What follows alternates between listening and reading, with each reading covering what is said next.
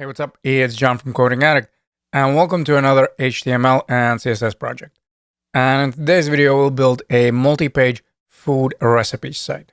If you want to see the entire project in action, just navigate to the URL HTML CSS simply recipes.netlify that app.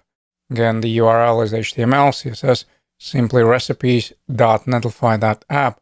And effectively, we've got a recipe site with a bunch of pages. So we've got a home page, an about page, the tags page, and then once we click on a tag, we navigate to a tag template page.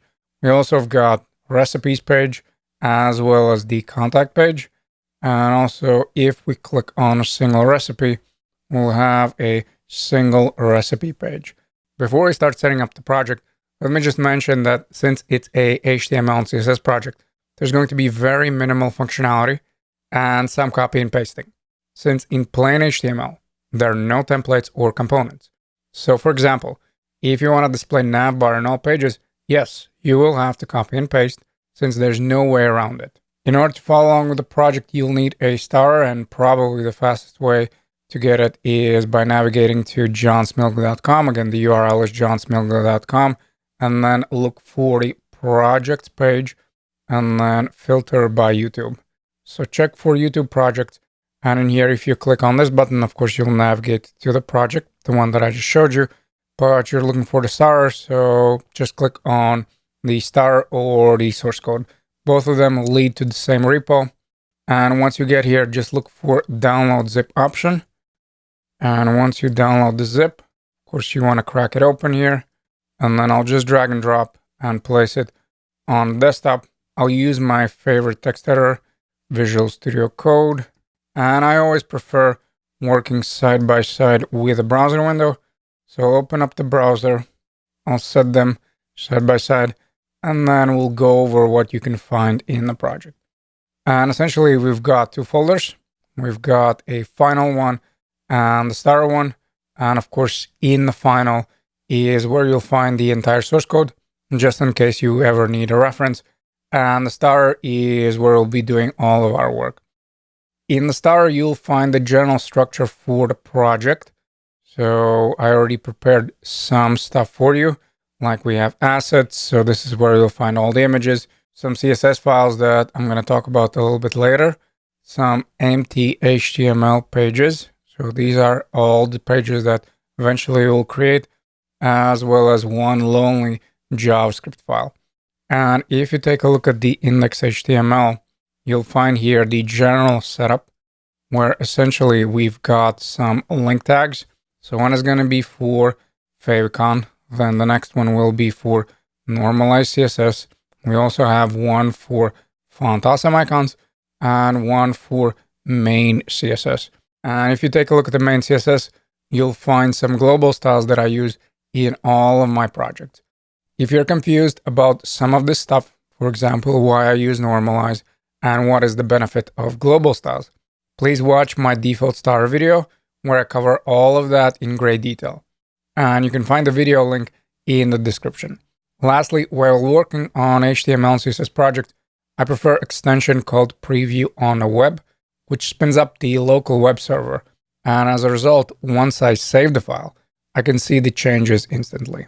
So let me show you. So these are my extensions. And the one that I prefer using is this one, the Preview on the Web server. And of course, you just need to install it. And then if you want to see it in a browser, you can either right click it, and I'll show you that in a second, or you can use this shortcut. So once you install the extension, just navigate to index.html in the star. So of course, this is where we'll do the work. Now, if you want to check out the final, of course, navigate there. And then, like I said, we can right click over here and then choose this option, or you can just go for the shortcut. And I believe it was Control Shift and L. And once you spin it up, you should see a homepage in a browser. And like I said, the reason why I prefer using this extension is because every time you make some kind of changes, you'll right away see that in the browser. So if I go here with hello people, and once I save the file, check it out. Now, of course, I have the element displayed in the browser. And then lastly, once in a while, I want to showcase what we've got on a big screen as well. So therefore, I'll navigate here and then I'll just copy and paste this URL.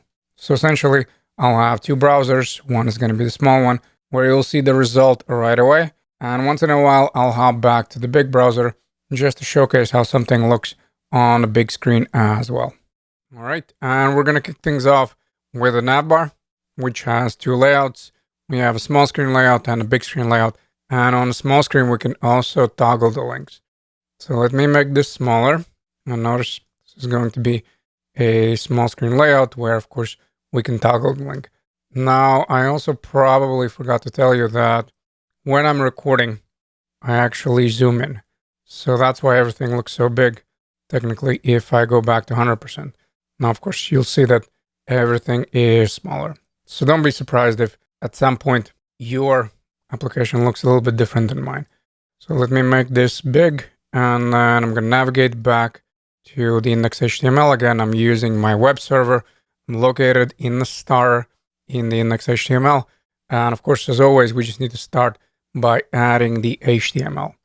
And we're going to do that in the following way, where, of course, I'll remove all the code, all the dummy code, and I'll close the sidebar just so we have more real estate. Say nav, and then let's add end of nav. That's just my preference. And then let's go with nav element. Also, right away, add a class of navbar. And inside of the navbar, I want to go with nav center div. And then inside of this div, we're going to have two more. One is going to be for nav links, and one is going to be for the nav header. So first, let's set up the header. And again, I'm going to use some comments here. So let's say nav header. So in here, we'll place a logo with the toggle button. And then also we'll have one for nav links. So of course, this is where all the links are going to be. Now, as far as nav center, why I prefer sticking it in a nav bar, because that way on a big screen, I can always make sure that the nav content is spanning only certain width. And of course, I'll show you once we start styling the big screen, because notice nav bar actually is going to be spanning all across. But then as far as the content, the nav center one, that will always be certain width. And that's why I have that nav center inside of the nav bar. Now, when it comes to header, we want to place two things over here. We have a link back to the homepage. So basically, I'm wrapping my image in a link so we can always navigate back home. And just to showcase how is that going to look like, if I go to about page, that's the look. But if I want to navigate back, I can either click on home or I can simply click on a logo and I'll be back home. And then the second thing is the toggle button, which of course is going to have that font awesome icon. So let's start with a link. As far as the href, we're going to go with index.html. And of course, this is going to make sense once we add this nav bar to different pages, because of course we already located in the index.html. Then we'll add a class of nav logo. And then inside of this link, let's go with img. And then all the images are going to be in the assets. And then more specifically, we have recipes one. So these ones we'll use a little bit later. But then for the about, for the main one, as well as logo, well, they're just going to be located right in the assets folder. So let's set up the path. I'm going to go with /. I'm looking for assets. And as far as logo, well, we're just looking for logo SVG. And then let's add a alternative text. And we'll say here simply recipes.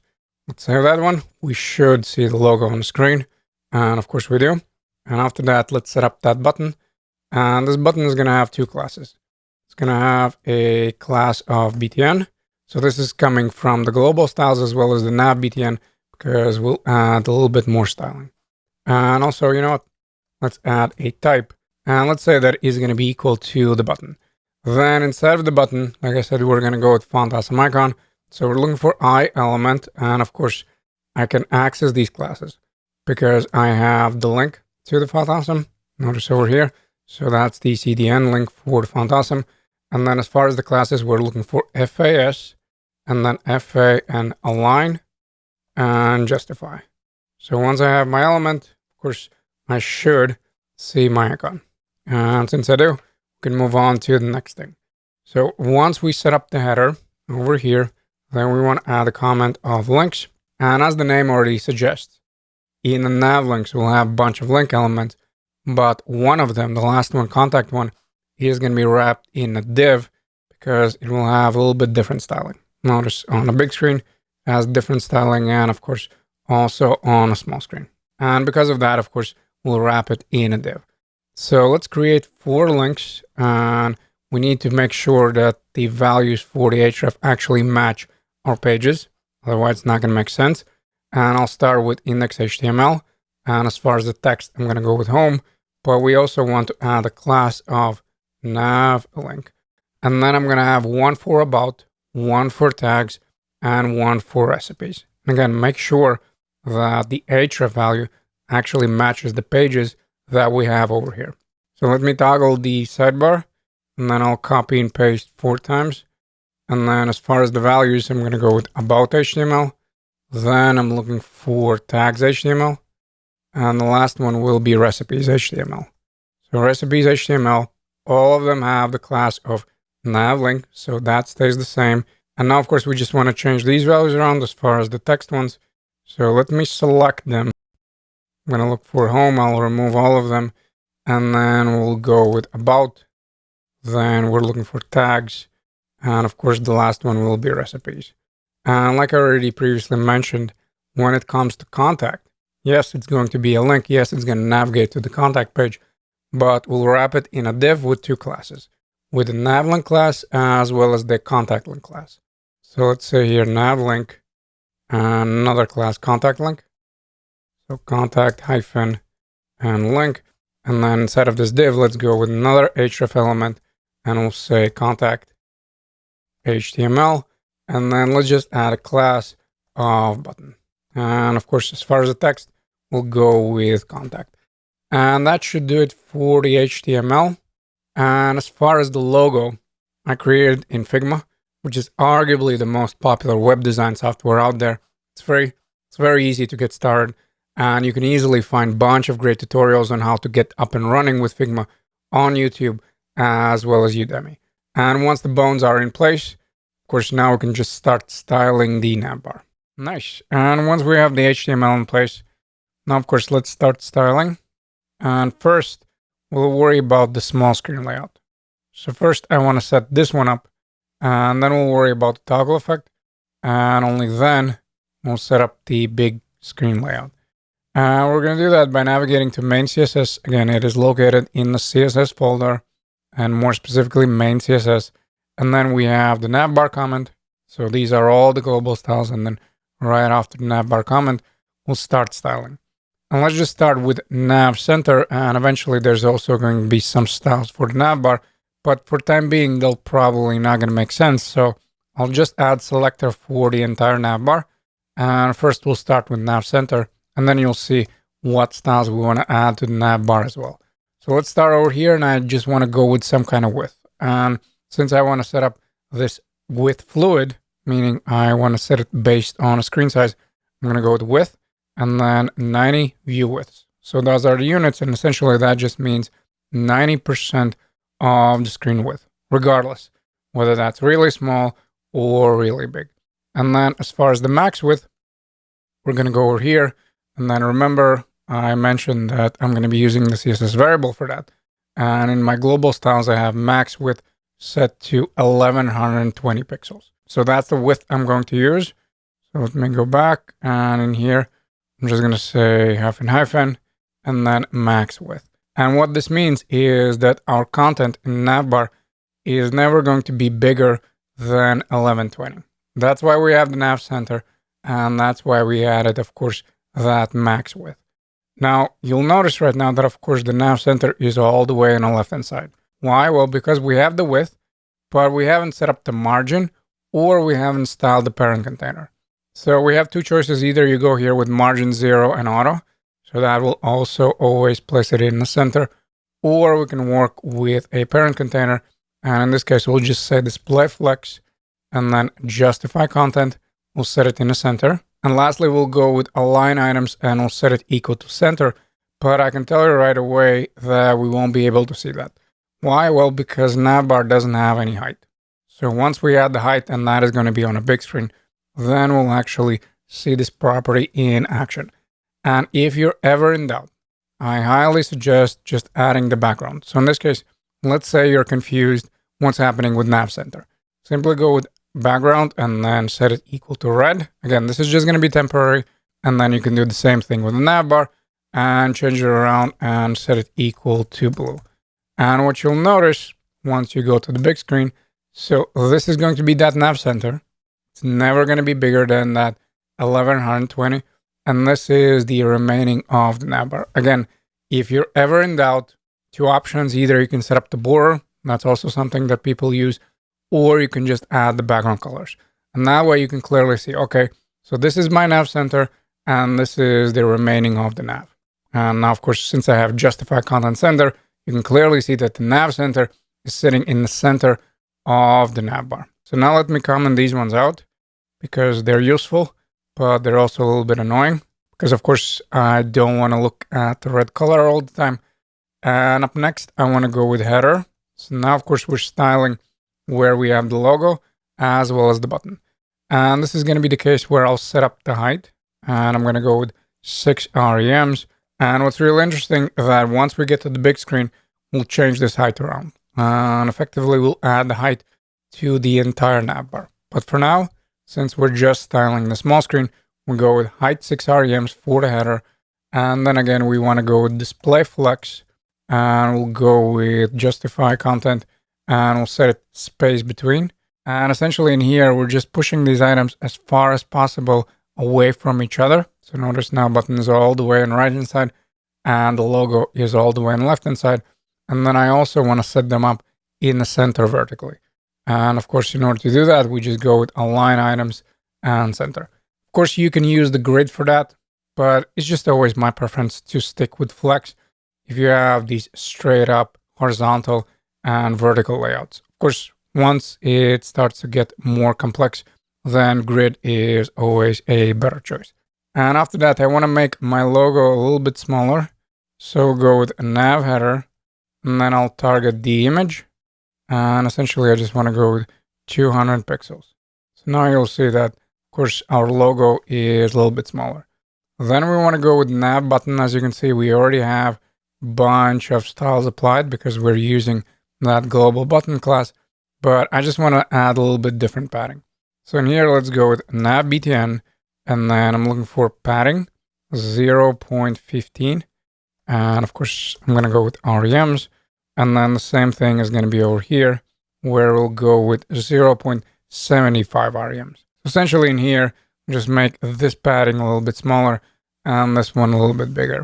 Of course, that is a choice. If you don't want that, you don't have to apply these styles. And then let's go for font awesome. And that one is, of course, the I element. So I'll go with nav BTN, and then I'll set the font size equal to 1.25. So 1.25 REMs. And once we have the nav button in place, then I just want to go for the links. So of course, now I'm talking about the entire list. And as far as the nav links, I'll set it equal to a display flex again. So display flex, and we're going to go with flex direction equal to a column. So now, of course, instead of being in one line, they're stacked one on top of each other. And then there's going to be more styles. So I'll add here to do, but we'll worry about them once we start actually toggling the links. And then we'll right away go for that one individual link. And that one has a class of nav link. And in here, let's go with display block. So we'll change from the inline one to a display block. Then we want to go for text align, and we'll set it equal to center. So now, of course, all the text is in the center. Then let's also add text transform, and we're just going to go with capitalize. And after that, let's add a different color. And in this case, I'm going to go for the gray one, but I'm going to go for 900. So now, of course, all the links have the same color as our text. And then let's go for letter spacing. And that one will be equal to our CSS variable. Then we want to add a padding, but we'll only add padding top bottom. So padding 1 REMs, and then left and right 0. And also I want to add a border on the top. So let's go border top 1 pixels solid. And then we're shooting for our CSS variable. So again, I'm going to go for gray and 500. So that's going to be my border. And then I also want to add the transition because as we'll be hovering, I'll change the color of my link. So I'm going to go over here with transition, that is equal to my CSS variable, of course, in the global styles. And then let's just go with nav link and then hover. So as we're hovering, we want to change the color and we'll set it equal to the primary one. And then lastly, as far as this contact link, I just want to change the padding again, just like we did over here with the nav button. And in order to do that, we just go here with contact and then link, and I'm targeting the actual link element here. So I have the class and then I'm targeting the link. And in here, let's go with padding.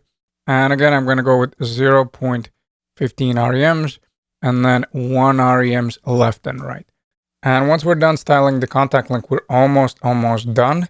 But before I let you go, there's something that I want to point out. And that is simply the fact that if you take a look at the logo and button, you probably noticed that even though I set up for the parent, for the header to be align items in the center, the logo and the button are not vertically in the same line. Now, first of all, let's take a look at why is that happening. Well, remember, in the index HTML, we have, of course, a link, and then link wraps the image. So if we're going to go back, and again, I'm going to do that right after header, but it doesn't really matter where you do that. I'm going to go with nav logo, and let's do that trick. We'll go with background, and then let's add the red one. And you'll notice that, yes, these ones, so the link, not the logo, but the link is in one line with the button, but not the logo that is sitting inside of the link.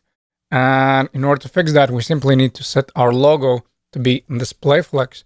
And then in order to place the image in the center, we simply need to go with align items and then center. Again, please keep in mind, we're talking about the logo. So we're talking about the link. And then we set it up as display flex, align items in the center. So now the actual image is in the center. And now, of course, you can clearly see that they're actually in one line. So now we want to remove the background red. We don't need it anymore. And once we fix this tiny bug, we're done styling the navbar for the small screen layout. All right, it looks like we're done with initial navbar CSS. But before we worry about styling the big screen layout, let's quickly knock out the toggle functionality. And as a side note, if you're not comfortable with JavaScript, you can simply copy and paste the code from the final directory.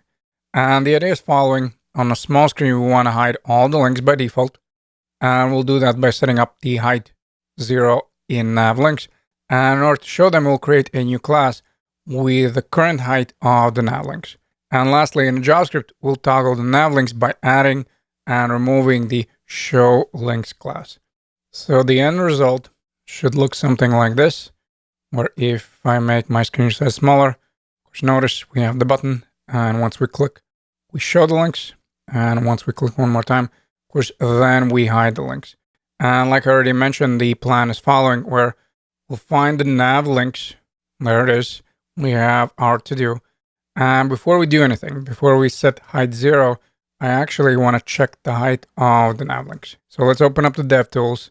We're looking for the elements, and more specifically, we're looking for the nav links. And I can see that the height for the nav links is 309.79 pixels. And once I know that info, I'll create a class.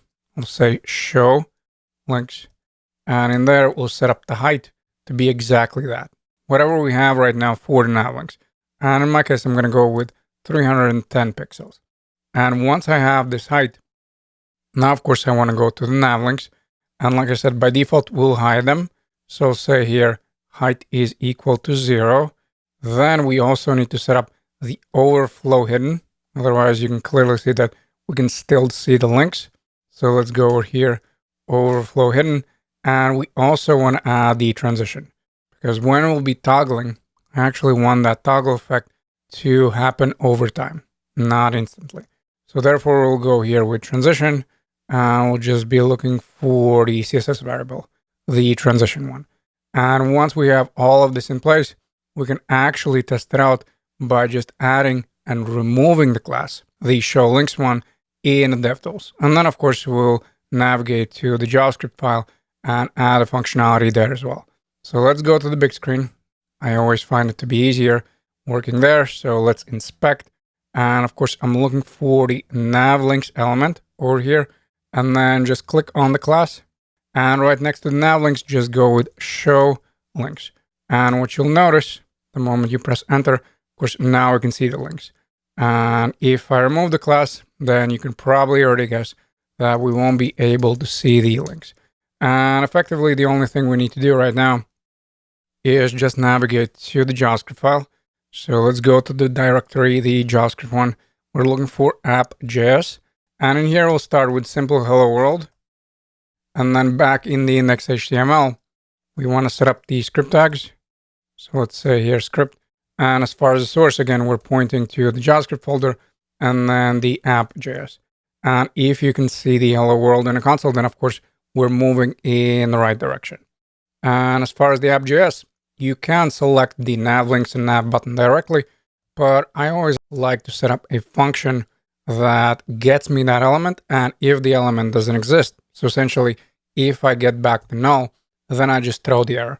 It might seem like an overkill on a small project, but I still decided to share the functionality. So in here, we want to go with const get element, and then we'll pass in the selector. So this is going to be either the nav links or nav button or whichever element you want to select.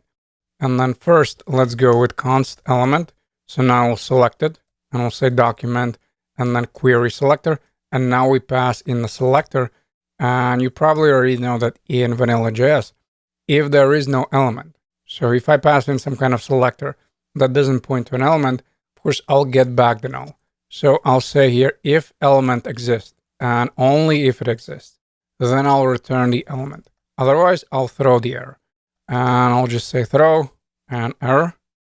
And of course, I'll pass in some kind of message. And in this case, I'm going to go with template string. I'll say, please double check your class names.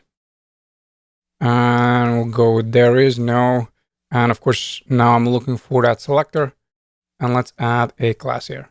And once I have the function, of course, we can test it out where I'm going to go with const links. So now I'm selecting the nav links and we'll pass in the class of nav links. And if I don't see anything in the console, then of course we are in good shape. Now, if I'll add some class name that doesn't point to an element, then of course we'll have, please double check your class names.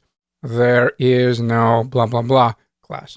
Hopefully that is clear. So now, of course, we can set the proper class here, copy and paste. We're going to be looking for nav btn in this case. And of course, we also need to change the name here. So nav btn and then dom. And then let's just add a event listener on a button, the click event. And then every time we click the button, we'll toggle the show links class. So we'll add and remove class on the links element. So let's say over here, nav btn, then add event listener. And then we'll be listening for click events. And of course, we need to pass in the callback function. And as far as the logic, we'll simply go with links, class list, and then toggle. So class list is the property. On there, we have toggle method. And in here, we just need to say which class we want to toggle. Keep in mind that in here, you don't need to pass in the dot. We already know that we're talking about the class. So you simply need to provide the class value. And the moment I save, I can see that I have no bugs in the console, which is always a good sign. And then, of course, notice as we're clicking, we're toggling the links. So if you want to test it out on a big screen, of course, you can do that. And you'll clearly see that the moment I click, I show links over here. Notice how we're, again, adding this class. Of course, in this case, we're not doing this manually.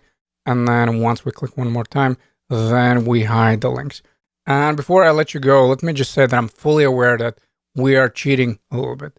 Simply because if we change the amount of links, our functionality is not going to work as expected. Because keep in mind that back in the main CSS, we're actually hard coding this height value. So of course, as we're going to be adding more links or removing the links, our functionality is not going to work as expected. And if you took my JavaScript course, you probably worked on a project where we covered the proper toggle functionality. But since it's not the main focus of the project, I decided to take this route instead. All right. And once we have the toggle functionality in place, I think I can close the app.js.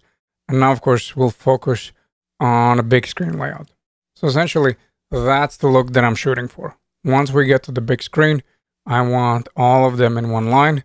Links are going to be on left hand side, and then the contact one is going to be all the way on right hand side. And in order to do that, we just need to come up with some kind of value for the media query. And in my case, I'm going to go for 992. Just keep in mind that, of course, I'm zoomed in. So technically, it's not going to happen exactly at 992. So let's go with media screen. And then we'll be looking for min width. So min width. And as far as the value, like I said, I'm going to go with 992. And the first thing that I want to do is hide the nav button. So let's just target the class nav btn, and we're going to go with display and none. So once we get to the big screen, I don't want to show the button. So of course, once we get past 992, notice we don't have the button. That's the first thing we want to accomplish.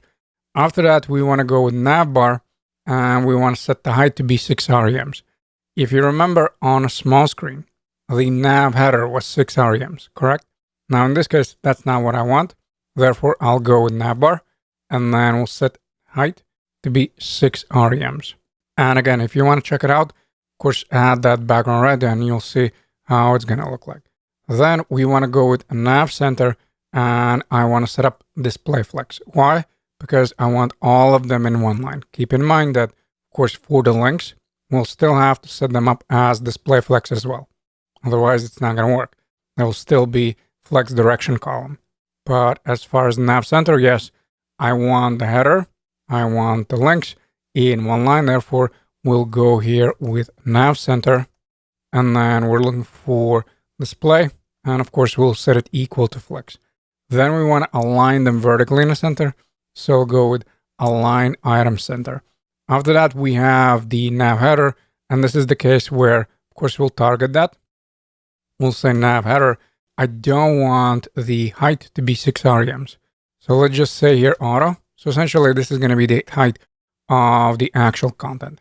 And then let's go with margin and right. So this is just going to create a little bit of distance in between the links and nav header. So now if I navigate to the big screen, this is what you should see. Now, of course, we cannot see the links, and this is exactly what we're going to work on right now. Where essentially we need to understand that if I take a look at the nav links, I set height to be equal to 0. So what happens if I hide the links on a small screen, which of course is exactly what I have right now? I'm not going to be able to see them on a big screen. So now notice, if I show the links on a small screen, I'll also see them on a big screen. Now, of course, the layout is still the mess. Don't worry about that. That's not what we focused on. What I want to showcase is that if we hide them on a small screen, we're not going to be able to see them on a big screen. Why? Well, because this height is set to 0. And in order to fix that, we simply need to target the class first. So nav, links, and we want to go with height auto. And now you'll notice that even though the links are hidden on a small screen, once we get to the big screen, we set the height and we can see the links. And now, of course, let's work on this layout because it is a mess. And I simply want to change my flex direction, and I want to set it equal to row. So now, of course, they will be in one line. Then I want to align them in the center vertically because I have the button and I have the links, just in case there are some differences there. And also, notice over here, the nav center is taking up all of this space. And then when it comes to header, it just has its own width, correct? And the same goes for the nav links. But I want to change that. Essentially, since nav center is taking up all of this space, I want my links to take up the remaining of the space. And the way we set that one up, we just go with width and we set it equal to 100%. And yes, the moment nothing changed over here, don't worry, we'll work on that a little bit later.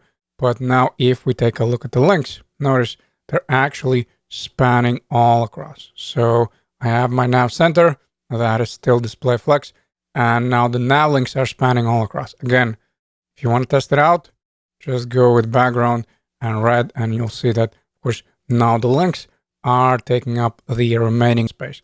And if I remove that with 100, then of course it's not the case. Now, of course, what I want is to style those nav links specifically. Because if you remember, there are quite a few styles coming from the small screen, and I actually want to override them. So I'll go with a nav link. So now I'm targeting that one specific link, and I'm going to go with padding 0 since we added some padding on a small screen. Then we want to go with border top, and we'll set it equal to none. Then as far as the margins, since I want some distance in between, we're going to go with margin right, and we'll set it equal to 1 REMs. And as far as the font size, I'm going to go with 1 REMs. And then lastly, when it comes to that contact link, since I want to place it all the way on the right hand side, we'll simply go with margin left, and we'll set it equal to auto. And what you'll notice is that we have the header, we have the links, and of course the contact link is all the way on the right hand side. And probably the biggest gotcha is that height 0. We're essentially, again, on a small screen, we set it equal to height 0. So of course, once we get to the big screen, if we're hiding those links on a small screen, we need to show them, and therefore we set height equal to auto. And with this in place, we're done styling the navbar. So now, of course, we can move on to our next task. All right. And once we're done with the navbar, let's set up a structure for all our pages. Now, before we do that, though, let me just quickly mention that if you're bothered with the small margin on a contact one, you can simply go back and then add here margin. And of course, we're looking for margin right in this case, and we can set it equal to 0 because, of course, all the links get this margin right. So if we remove it, then of course we'll not have that space all the way on the right hand side. And as far as the structure, we want to set up the page class, and then we also want to set up the footer. So this is going to be a structure for all the pages. And then in different pages, of course, we'll add different content, but all of them will have the navbar, will have the footer, as well as the page. And you'll see once we get there. So first, let's go back to index.html, and then right after the nav, we have end of nav. And let's just say here main or page or whatever. So some kind of comment, copy and paste, and we'll say end of main. And now let's set up a main element, and let's add a class of page. And then after the main one, this is where we want to set up a footer. So let me go here with footer, and then I'm going to go with footer element. And as far as the class, since there might be a footer also in some kind of card or something like that, I always prefer setting it up explicitly as page footer. But of course, this is the preference. Technically, you can just select the footer in the CSS and you'll still be in good shape. And as far as the footer, I want to go with paragraph here. Then we'll go with special HTML character. So I'm going to go here with ampersand, and then we'll say copy. So of course, now we'll get that copyright sign. And then I just want to set up the date. Now, for time being, we'll hard code that. And then later on in the video, we'll actually set up the JavaScript code as well. So let's go here with ID and date. So that's what we'll use in JavaScript. And like I said, for now, we'll just hard code. We'll say 2021. And then right next to the span, we'll set up another one. So still within the same paragraph, we'll go with second span. And here, let's add a class, and we'll say footer logo. And then let's just write whatever is the logo of the site. So in my case, it is simply recipes, but of course, you can add different logos as well. And then right outside of the span, but still within the paragraph, we'll go with built by, and I'm just going to use a shameless plug, and I'll set up a link back to johnsmilk.com. So I'll go with Href. Then I want to go to the big screen, and I'm going to be looking for johnsmilk.com. I'm going to grab the Href, copy and paste. And of course, now I have a link. And let's just type over here, coding addict. So that should do it for the HTML part, for the structure for all the pages. Now, of course, we just want to swing back to the main CSS, and I'll grab this comment one and then copy and paste, and we'll set up one for footer as well. So let me copy this one, copy and paste, and then let's set up one for footer. And you know what? I'm actually going to copy paste one more time. That way I can set up the next comment as well. And for the sake of simplicity, I'm just going to leave it blank. Now we'll actually start with a footer, and only then we'll worry about the page. And you'll see in a second why. For the time being, what we can do on a page is just set up our famous background red, since that way we'll clearly see what we're styling. And let's just start by targeting the page footer. So let's say here page footer, and I want to go with height equals to 4 rms. So add some kind of height. Then we'll also go with text align center. So now all of the text is going to be in the center. Then we want to add background, and let's go with CSS variable. So in this case, I'm looking for the value of black. And then of course, we also want to add some kind of color. So in this case, we'll go with color, and we're looking for the white one. So now, of course, all of the text is white apart from the link. But I'm noticing here that, of course, I have the height, but I'm not placing the content in the center. So actually, a better approach is removing this text align center, and we'll go with display, and we'll set it equal to flex. And then let's align them in the center vertically, and also justify content, which of course is going to do that horizontally. So both justify content as well as the align items are set to center. Now we still have some default margins, and therefore we'll target the footer and more specifically paragraph, and we'll say margin bottom is equal to 0. And once we have that, I just want to add colors to the link as well as the logo. And in order to accomplish that, we simply go with footer logo, then comma, and then we'll go with page footer and then link.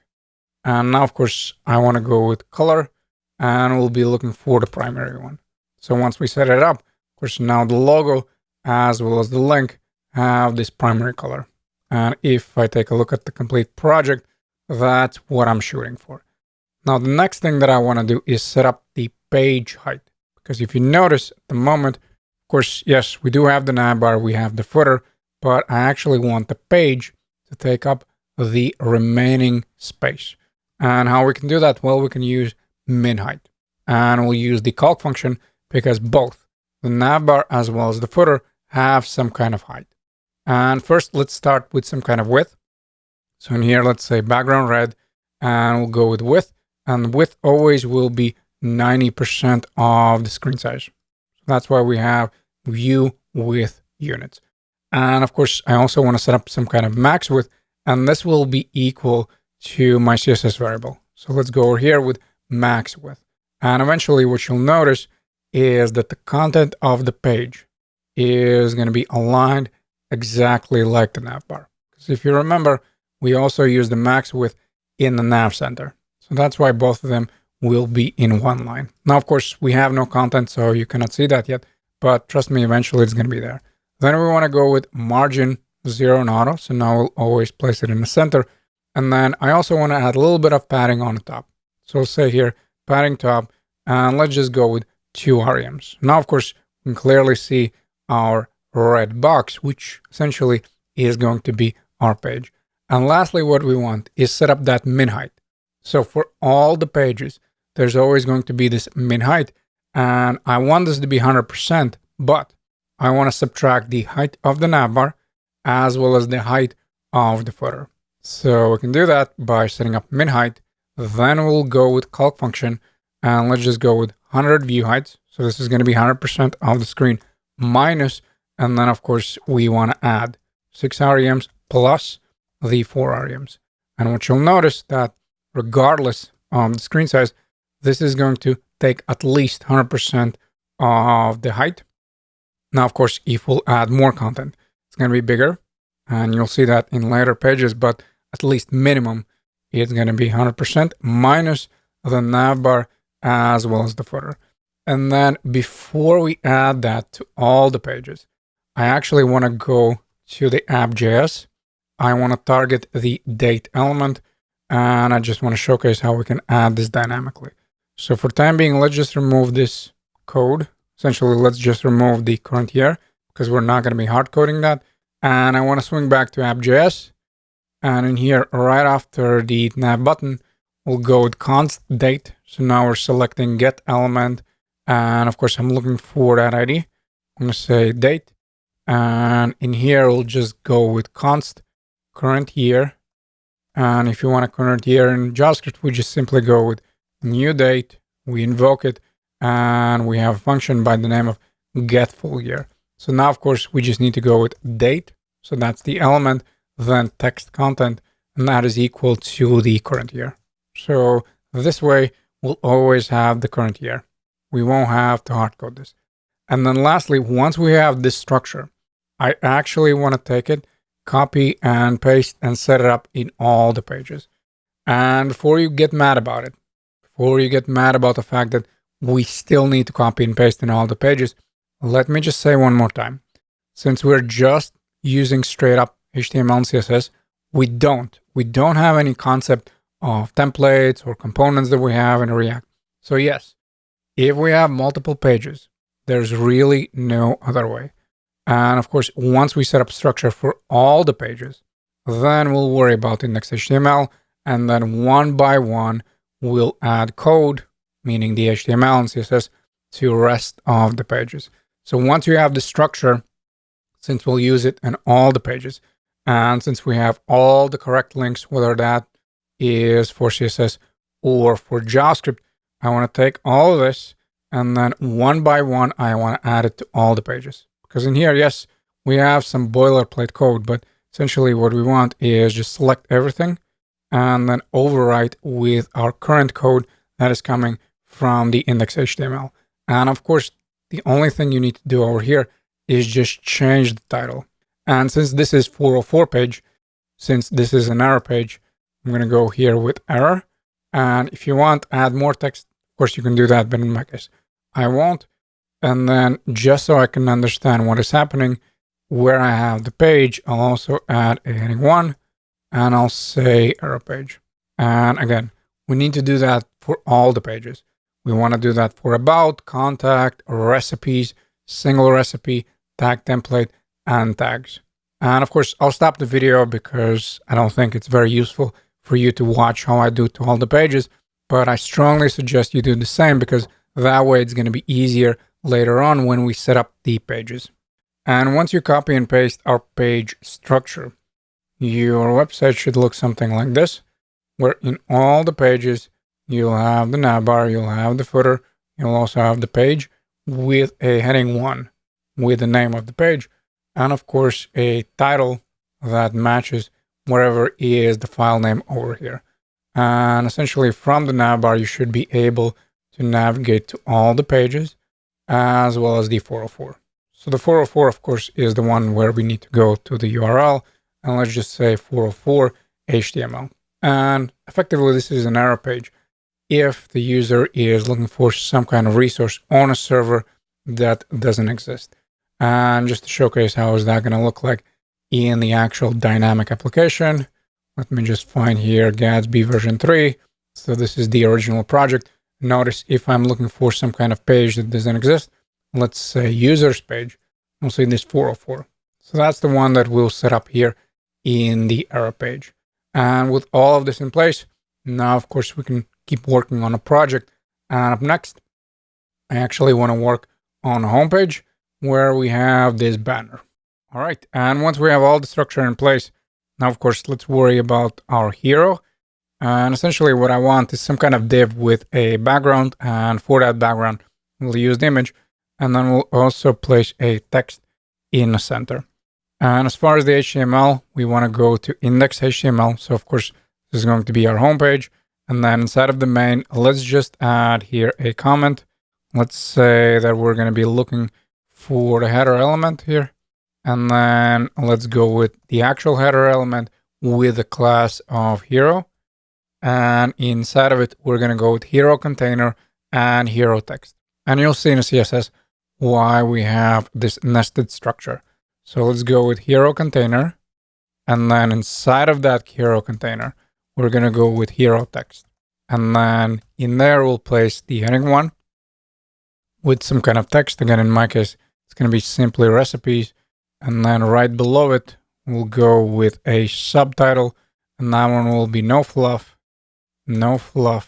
just recipes. And once we have the HTML in place, now, of course, we want to navigate to main CSS. Let's open up the main CSS here. We have already a comment. So let's just say here, hero, I guess. And before we do anything, maybe let's just copy and paste so we don't worry about the next one. So copy and paste. And then let's just say here, hero. And in here, I just want to set up some kind of height for my hero. And I guess I'm going to go with height of 40 view heights. Essentially, again, 40% of the screen. So let's go with height. And once we have that, let's add that background. So let's go over here with background URL, and we'll be looking for the image. And in this case, I'm looking in the assets, and we'll go with main JPEG. But of course, we want to place it in the center. We want to make sure it covers everything, and also that there's no repetition. Of course, we can do it the long way, but there's also a shortcut where we go to center cover, and then we set it equal to no repeat. So once we do that, of course, we should see the image. Now, what I want is to add a border radius. So I want rounded edges, and I also want to add a little bit of margin in the bottom. So let's go here with margin bottom, and we'll set it equal to 2 rems. And also I want to add that border radius. So let's just go with border radius and set it equal to our border radius global property. Now, in order to set up the look where I have a text right in the center, and as you notice here, the background is actually a little bit darker. So there's some kind of overlay on the image. We'll actually set this one as position relative, and then the hero center. So this enclosing div, this is where we'll set up position absolute. And then we'll use display flex to place a text in the center. So let's keep scrolling, and we're going to go with hero container. And like I said, we're going to go with position absolute. And since the parent is position relative, now, of course, we're setting up everything based on a parent. And then in here, I just want to have a width of 100%, height of 100%. And then let's just set up top and left to be equal to 0. So top and left both are equal to 0. And once we have all of this in place, now, of course, let's add that overlay. And we do that by going with background. And then we're looking for RGBA. And I'm just going to go with 0.4. So RGBA, now this gives me 0.04. That's not what I want. So essentially, notice how the background right now is darker. So we added the overlay on top of the image. And of course, if we go really dark, then of course it's going to be harder to see the image. So therefore, I go here with RGBA. And as a result, I can nicely control this color. So the darker you'll go here, of course, the darker the overlay is going to be. And the reason why we want to set that up is because if we don't do that, then of course with white text, it's going to be hard to see the text. That's why we want to set up the image. We want to add the overlay, and we want to add some dark color to it, and then we'll make the text white. So right after the background, we can probably go with border radius, since at the moment our image has the border radius, but not the container. So let's go with border radius, and we'll set it equal to the border radius property. And then if I want to place the text in the center, we want to go with display flex, align item center. So that's going to be for vertical, and justify content is going to be for horizontal center. And then we want to target the hero text. So that's going to be a div inside of that container. So hero text, and let's just set up text align center, because you notice, even though the hero text is in the center, the actual text inside of it is not. Therefore, we go text align, and we set it equal to center. So now, of course, everything is in the center. And let's also add that white color. So let's go with our CSS variable. And of course, the name is white. And then the very last thing that I want to add is the media query for 768 pixels. And once we get to that screen size, I want to make the font size for heading 1 4 rems and set the margin bottom to be equal to 0. So in here, let's go with media screen. And of course, we're looking for some kind of value. In this case, I'm going to go with and min width and 768 pixels. And once we get to the screen size, like I said, we're going to go with hero text and heading 1. And let's just go with font size 4 rems. And then let's set up the margin bottom to be equal to 0. And once we have everything in place, let's navigate here. And this is going to be the look on a big screen. And if we make this smaller, of course, this is going to be the look on a small screen. Now, as always, I'm massively zoomed in. So technically, if you take a look at the small screen, it's going to look something like this. And once we have our hero in place, now, of course, we can focus on our recipes, where we'll have 2-column layout. On one side, we'll have the tags, and then on the other side, we'll have the cards. Beautiful. And with our hero out of the way, now let's tackle the big beast, the recipes layout, where we've got a 2-column layout with tags in one column and cards in the other. Now, since we'll reuse this layout in multiple pages, please take your time and don't rush with this one. Better to take more time right now than chase some silly spelling errors later.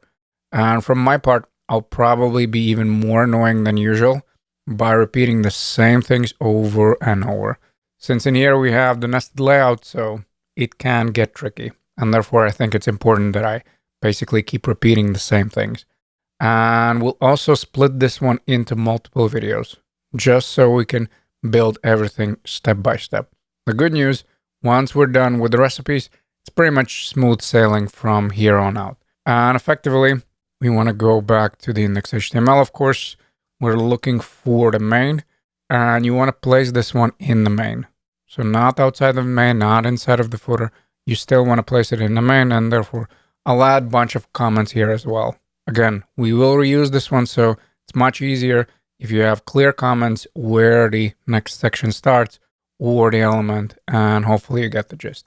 So let's go here with end of header, and then we'll add another set of comments, and let's just go with a recipes container, and we'll do it over here as well. And let's just say end of a recipes container. And then we're going to go with section with the class of recipes container. So section recipes container. And inside of the container, we'll have two major things. We'll have a tags container. So I'm talking about this column over here. So these are going to be our tags. And then we'll have recipes cards. And of course, there's going to be more content. But for now, let's just set up those main elements. And again, we'll place a bunch of comments. Let's say tag container. And then we'll copy and paste. Of course, and here we'll say end of tag container. And as far as the tags, well, we'll just go with div with a class of tags container. So if you want, maybe let's add an S here as well, just so it makes a little bit more sense. And then we have a recipes list. So these are going to be those cards. And in this case, I think I can just copy and paste, and we'll just change things around where I want to select all the tags here. And let's say recipes. And instead of container, this is going to be a list. So let's say here list. So that's going to be the structure for this container. So we have recipes container, then tags container, where we'll have the tags. And here, of course, we'll have the cards, the recipe cards. And now one by one, let's add more content. And as far as the recipes container, we're going to have a heading 4 with the text of recipes. And then we'll also have a div with a class of tags list. And essentially in here, I'm just going to have links. Now, since again, this is a HTML and CSS project, we'll simply navigate to the page, to the tag template page, and we'll display these recipes. When you're talking about the dynamic project, the one that we set up in Gatsby, of course, in here we navigate to the tag. Of course, we display that one specific or multiple recipes that are associated with that tag. Keep in mind that in this case, of course, it's not going to be dynamic. We'll just have one page and we'll navigate there, and content will always be the same. But when it comes to dynamic project, of course, you click on a tag and then you only display the recipes that are associated with that tag. And hopefully you can already see that when it comes to layout, it resembles a lot to what we have here in recipes list. So this is what I'm talking about, where we will reuse this layout and some parts of this layout quite heavily around the project. So let's make sure that we set up everything correctly. So back in the index HTML, I have tags container, I have heading 4, and in here I want to go with tags list. And essentially, these are just going to be links to the tag template page. Again, they're not going to be dynamic. All of them will point to the same page. And essentially, in there, we'll just have static content. And as far as the href, we want to go with tag template HTML. And here, let's just add some different values. So I'm going to go with beef, and I'll say 1. So what I'm trying to say here is that there's one recipe that has the tag of beef. And of course, we'll just copy and paste and change these values around. So for breakfast, we'll go with 2. Then for carrots, we'll go with 3. Carrots will go with 3. And in here, of course, we'll have the generic one, the food one, which is 4. And again, not to be redundant, but in a normal project, of course, this is coming from the database. So this info is coming from database and it changes. It is dynamic. The more items you add, of course, you'll display different info. In here, just HTML and CSS project. So of course, we're just hard coding. And when it comes to recipes list, we want to set up those cards. So we're done with tags container. It should look something like this. And then back in the recipes list, we want to set another comment and we'll go with single recipe. So this is going to be that card and we'll copy and paste. So I'll say end of single recipe. And in here, I want to go with link. Now this link is going to go to single recipe page. And essentially this page probably is going to be the last we set up because there's also quite a bit of work over there. But the idea is that this goes to the tag page, but then this one goes to that single recipe, whatever it is. Again, in our case, it's going to be hard coded. So if you take a look, it's all the time display the same info here. But in general, when you have dynamic project, of course, you display different recipe. Hopefully that is clear. And as far as the href, we'll go with single recipe HTML, and we'll right away add a class here of a recipe. And then inside of it, we want to go with image. And as far as the source, well, it's going to be in the assets, and we'll start with recipe 1, then 2, and I believe we'll have 4. So you can already guess that. Of course, in the assets, we have a recipes folder, and in there I have recipe 1, recipe 2, 3, and 4. So let's start with the first one. So again, we have here a image tag. Now let me close the sidebar, and we're going to be looking in the assets, and then more specifically recipes. And then in there we have recipe 1 JPEG. Now, as far as the alternative, let's just say food. And then I also want to right away add classes. So we'll have the generic IMG class. Remember that was set in global styles, as well as a recipe IMG. So that's the class I want to add. And then right after my image, and let me close this one. And right after my image, let me go with heading 5. And I'm going to go with some kind of text. And let me just say, so I'm going to go with this one. And then I'm also going to go with prep time and cook time. So I'm going to set up a paragraph with the text of prep. And again, in this case, we're hard coding, of course. And we're going to go with 15 minutes, then a vertical bar. And of course, we'll go with cook. And this is going to be equal to 5 minutes. Let me save it. Let me take a look. That should be the look on a big page. Okay, looks about right. And now we simply want to copy and paste this one and just change the heading 5. So I'll leave the paragraph exactly the same, but since I'm going to be changing the pictures, I'll also change the text over here. And if you want to see the final text, just navigate to complete project. And of course, this is what we're shooting for. So these are the titles of our recipes. So let me just take here where I have the starting comment and select everything, including the ending comment. And now, of course, we want to copy and paste 3 times. So 1, 2, and 3. And now the only thing left to do is to scroll up. Okay, that's our first recipe. And then we'll look for the next one and we'll just change the image. So now, of course, this is going to be recipe number 2. And as far as the text, these are going to be Greek ribs. And let me just save it so I can see that, yep, that looks about right.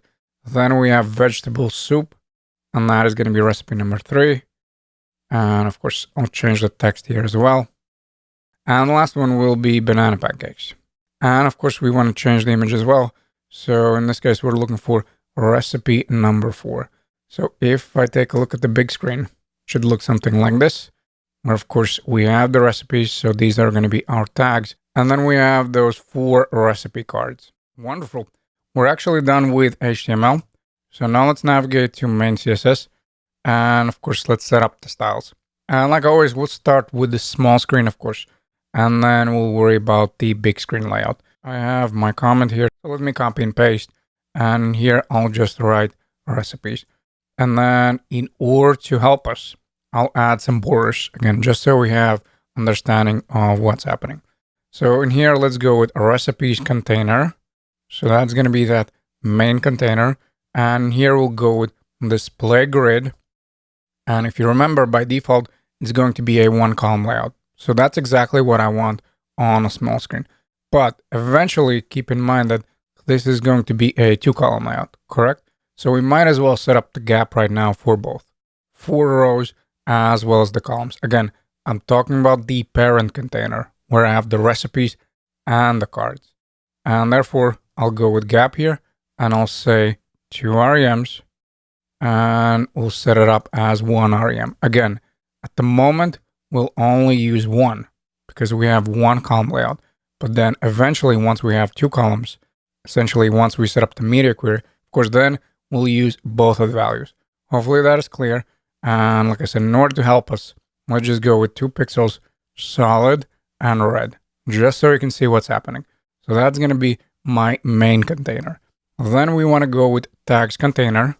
Again, that is for the tags, so tags container. And essentially, we want to set up right away border just so we can see what is happening, so what we're styling. And in this case, I'm going to go with blue. And once I save, I should see over here that that is my tags container.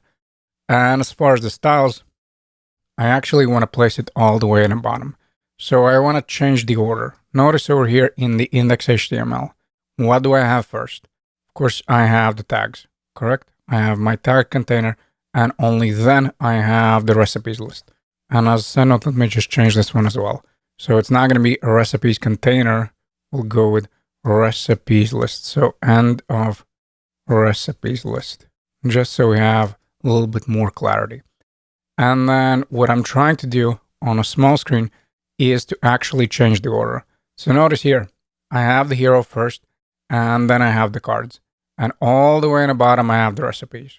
I mean, it's not a big deal. You can technically keep it at the top, but it's actually my preference to change the order. And if you remember, by default, all of them have order of 0. So if you'll add order of 1, you'll notice that the recipes are going to be all the way in the bottom. So essentially, we have the recipes list still with order of 0, and we just change the order over here. Now, of course, once we get to the big screen, we'll change it back again, but that's a different scenario. Then we want to go with display flex and flex direction column. Now, again, keep in mind that I'm talking about the parent container for the heading 4 as well as the links. So for both of them. Now, when it comes to links, there's going to be another nested layout, but we'll worry about that one a little bit later. So let's just say here display flex. Then we want to go with flex direction, and we're going to be looking for the column.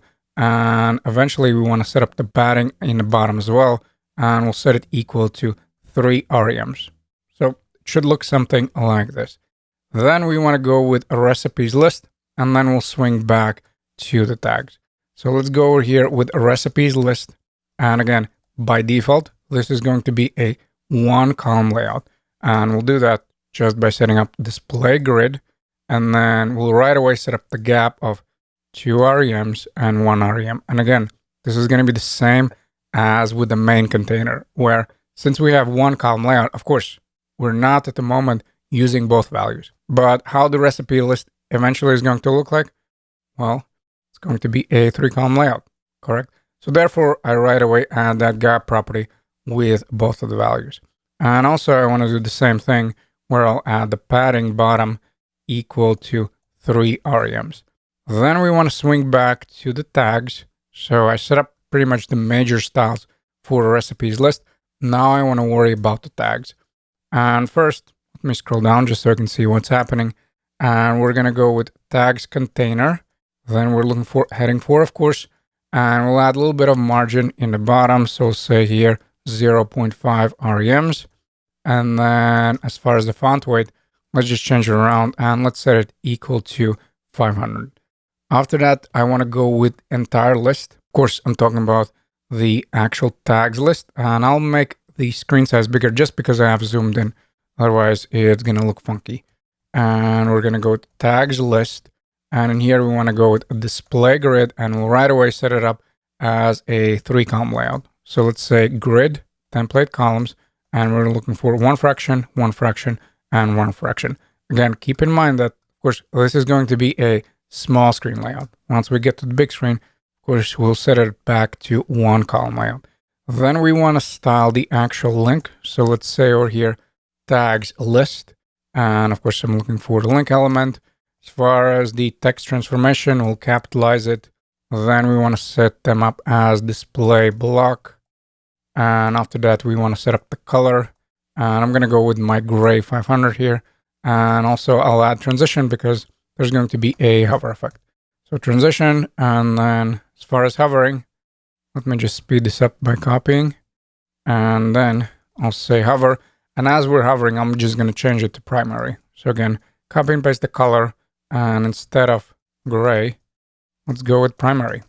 Once we save, we should see that as we're hovering, notice, of course, we're changing the color of the link. Then we want to go and style the recipe. Now, what is the recipe? Well, that is going to be our card. So we're pretty much done with a tags, of course, apart from the big screen. And therefore, I'll still leave those borders. I'll remove them at the very, very end. And you know what? Actually, let me look for the recipes list. And let me add the border here as well, because I think it's going to be very helpful later. So let's say here, green. Let's save that one. And yep, of course, we can see where we have our columns. And like I said, we're going to target the recipe. So that's going to be the entire card recipe here. And remember, it was a link. So start with display block. And then once we set this up, now, of course, I want to target the image. So each card has the image. So let's target it. Let's say a recipe. And I believe the class for the image was a recipe img. And I'll set up the height and I'll go with 15 REMs like so. Then I'll add right away a border radius. And we'll look for our CSS variable for that, of course. So border radius. And as far as the margin, well, let's just set up margin bottom 1 REMs. We save that one. And then we want to go with a recipe and heading 5. So of course, it's going to be the title. And also I want to style the paragraph. And then we're pretty much done with a small screen. So let's go over here. Let's say a recipe and heading 5, like I said. And we're looking for margin bottom 0. Then I want to make the line height smaller. So I'll go with 1. If you remember in global styles, of course, by default, it was bigger. And then as far as the color, let's go with color. And we're going to go with gray 700. So it's not going to be as dark as the rest of our text. It's going to be a little bit lighter. And then also we have one for the paragraph. So let's say here recipe paragraph. And basically what we're looking for is margin bottom to be 0 because there is some margin as a default. And then the same thing, line height will be equal to 1. And that's usually the case when I'm dealing with some kind of cards because you don't want those massive line heights. Then let's also add right away margin top to be 0.5 REMs, just so we get a little bit of space. As far as the color, I'm going to go with gray, but I'm looking for 500. So I'll just copy this one just so we can save a little bit of time. And then I also want to set up the letter spacing. So letter spacing, and we're looking for the CSS variable, and there it is. And with this in place, we're actually done styling the small screen layout. And now, of course, we just need to focus on multiple media queries. Wonderful. Our small screen looks pretty good, apart from those borders, which of course we'll remove a little bit later. So now let's focus on the multiple screen sizes. And of course we'll do that setting up the media queries. So let me go here with media screen, and I believe we'll have 3 of them. So I'll right away set them up, and then we'll just worry about the code inside of them. So let's just go with 576 pixels. And then we want to copy and paste this one 2 times. And then as far as the values, one is going to be for 992. And then the last one will be for 1200 pixels. So we set this one up. And then inside of the first one, we want to go with recipes list. So this is the actual list where we have the cards. Keep that in mind. I'm not talking about the container. I'm talking about the recipes list where we have the cards. And I want to set it up as 2-column layout. So let's go over here with recipes list. And then we want to go with grid template columns. And we'll set it up as 1 fraction and 1 fraction. Now keep in mind that if we scroll up and if we take a look at the recipes list, it is already a display grid, correct? So therefore, I can right away set up that column layout. And I also like to set up my images a little bit smaller once they're side by side. So on a small screen, 15 REMs is pretty good. But once actually the screen size gets a little bit bigger, meaning starting with 576, and once I have the 2-column layout, actually it makes a little bit more sense to go with a recipe and then IMG, at least in my opinion. Of course, you don't have to, but at least in my opinion, I always go with 10 REMs. Basically, I set them smaller. Maybe sometimes it's bigger than 10 REMs, and hopefully you get the gist. So now let me navigate here to the big screen just to showcase what's happening. So I'll make this one over here. So this is going to be our 1-column layout. And then once we get to the 576, of course, this is going to be the look. So now we have that 2-column layout. Hopefully that is clear. And now we can focus on 992.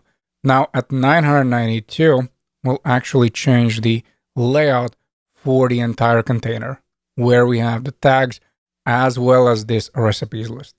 And the way we'll do that, of course, we'll look for our media query. That's step number 1. And we're looking for recipes and container. Now, again, it is already display grid, correct? Starting with the small screen. So the only thing we really need to do is come up with values for the columns. And in my case, I went with 200 pixels. So that's for the tags. That's the width of my first column. And then 1 fraction, basically to take up the remaining space for the recipes list. And as far as the recipes list, well, I have already a grid template column set to 1 fraction, 1 fraction. So I don't need to worry about that. The only thing that I want to set up here, and maybe I'll style the paragraph a little bit differently as well, but as far as the tags container, I want to go with order and 0. Remember, on a small screen, what was the order? It was 1. And what was the result? Well, the result was that tags are all the way in the bottom, correct? So they're after the recipes list. Now, of course, once we get to 992, I want this look. I want actually both of them side by side, like this. So I need to place it back where it belongs. And of course, I can do that with order of 0. So let's go with tags and then a list. Let's set up, or I'm sorry, not tags list. My bad. So tags container first, and we'll go with order. And of course, it's going to be 0. And then as far as the tags list, of course, we have 3-column layout on a small screen. But is that something what we want over here? Of course, no. We want 1-column layout because now, of course, they will be side by side. Now, how we can achieve that? Well, we can go to tags list. And remember, it is already display grid. It already has the column layouts. We simply need to change it. We need to go with grid template columns and set it up as 1 fraction. And lastly, as far as the recipe, I actually want to go with paragraph font size to be 0.85 REMs. So you can place it at the very end or after the recipe. It doesn't really matter. We'll go with recipe paragraph and let's just go with font size. And like I said, we're going to be looking for 0.5 REMs. Let's save it and let's take a look. And we can clearly see that this is our main container with a red border. And then, of course, I have blue border for the recipes, meaning for the tags, I'm sorry. And then the green one for the recipes. And as you can see, once we have a smaller screen, then, of course, we have this layout. And once we get over here, beautiful. Now we have 2-column layout. And lastly, once we get to 1200 pixels, the only thing I really want to do here is make the recipes list a 3-column layout. So let me swing back and we'll keep on scrolling. And of course, at 1200 pixels, we'll set up our recipes list to be a grid template columns. And of course, I'm looking for 3-column layout. So I'm going to go with 1 fraction, 1 fraction, and 1 fraction. And yes, I'm fully aware that, of course, we can write the repeat and all that. But in this case, I just thought that it's going to be quicker if I go with 1 fraction. And then as far as the font size for the heading 5, I want to set it up to be 1.15 REMs. So I'm looking for a recipe. And since I already have for the paragraph, I might as well copy and paste. And essentially, we want to go with heading 5 here. I believe it was heading 5. And then we'll go with 1.15 REMs. Let's save that one. And I need to navigate back to the homepage here. And now let's take a look at our big screen layout. So essentially, once our screen gets bigger, then of course we arrive at the 3-column layout. Again, this is going to be the look on a small screen where we have recipes list first, then we have the tags. Then once we get to the 576, we have 2-column layout for the recipes list. Then once we get to 992, we have 2-column layout for the entire container. And we still have these 2 columns over here for the recipes list. And then once we get to the big screen, voila. Of course, now we have 2-column layout, and here we have 3-column layout. So now, of course, the only thing really left is to remove those borders. So we have recipes list, we have tags container, and of course we have the recipes container. And with this in place, we have tackled the big beast. Congratulations. And now, of course, we can move on to our next step. Not bad, not bad. Essentially, we're done with our homepage. So now let's knock out the other pages as well. We'll start with an easy ones first, like error and recipes, and eventually work on more complex ones as well. And in this video, I want to complete 3 pages: error page, recipes page, and tag template page.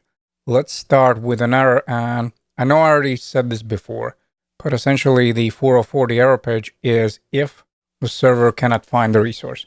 And in the Gatsby project, it's going to look something like this, where again, we go with a domain and then we say error.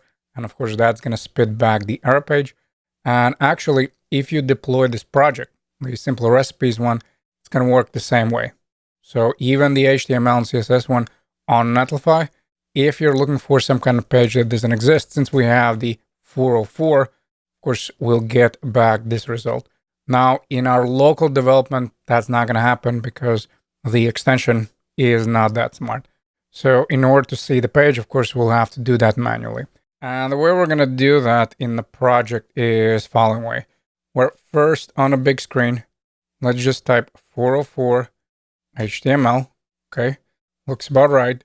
And then we want to do the same thing. So let me grab the URL and just copy and paste and set it up on a small screen as well. So let me select everything, and then I'm looking for 404. So this is how it's going to look like.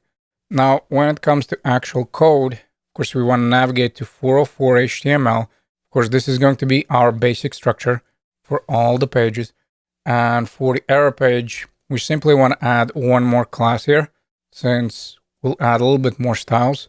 And let's say here error and hyphen page. And then as far as the content, we'll go over here with section. And then instead of the section, let's go with heading 1.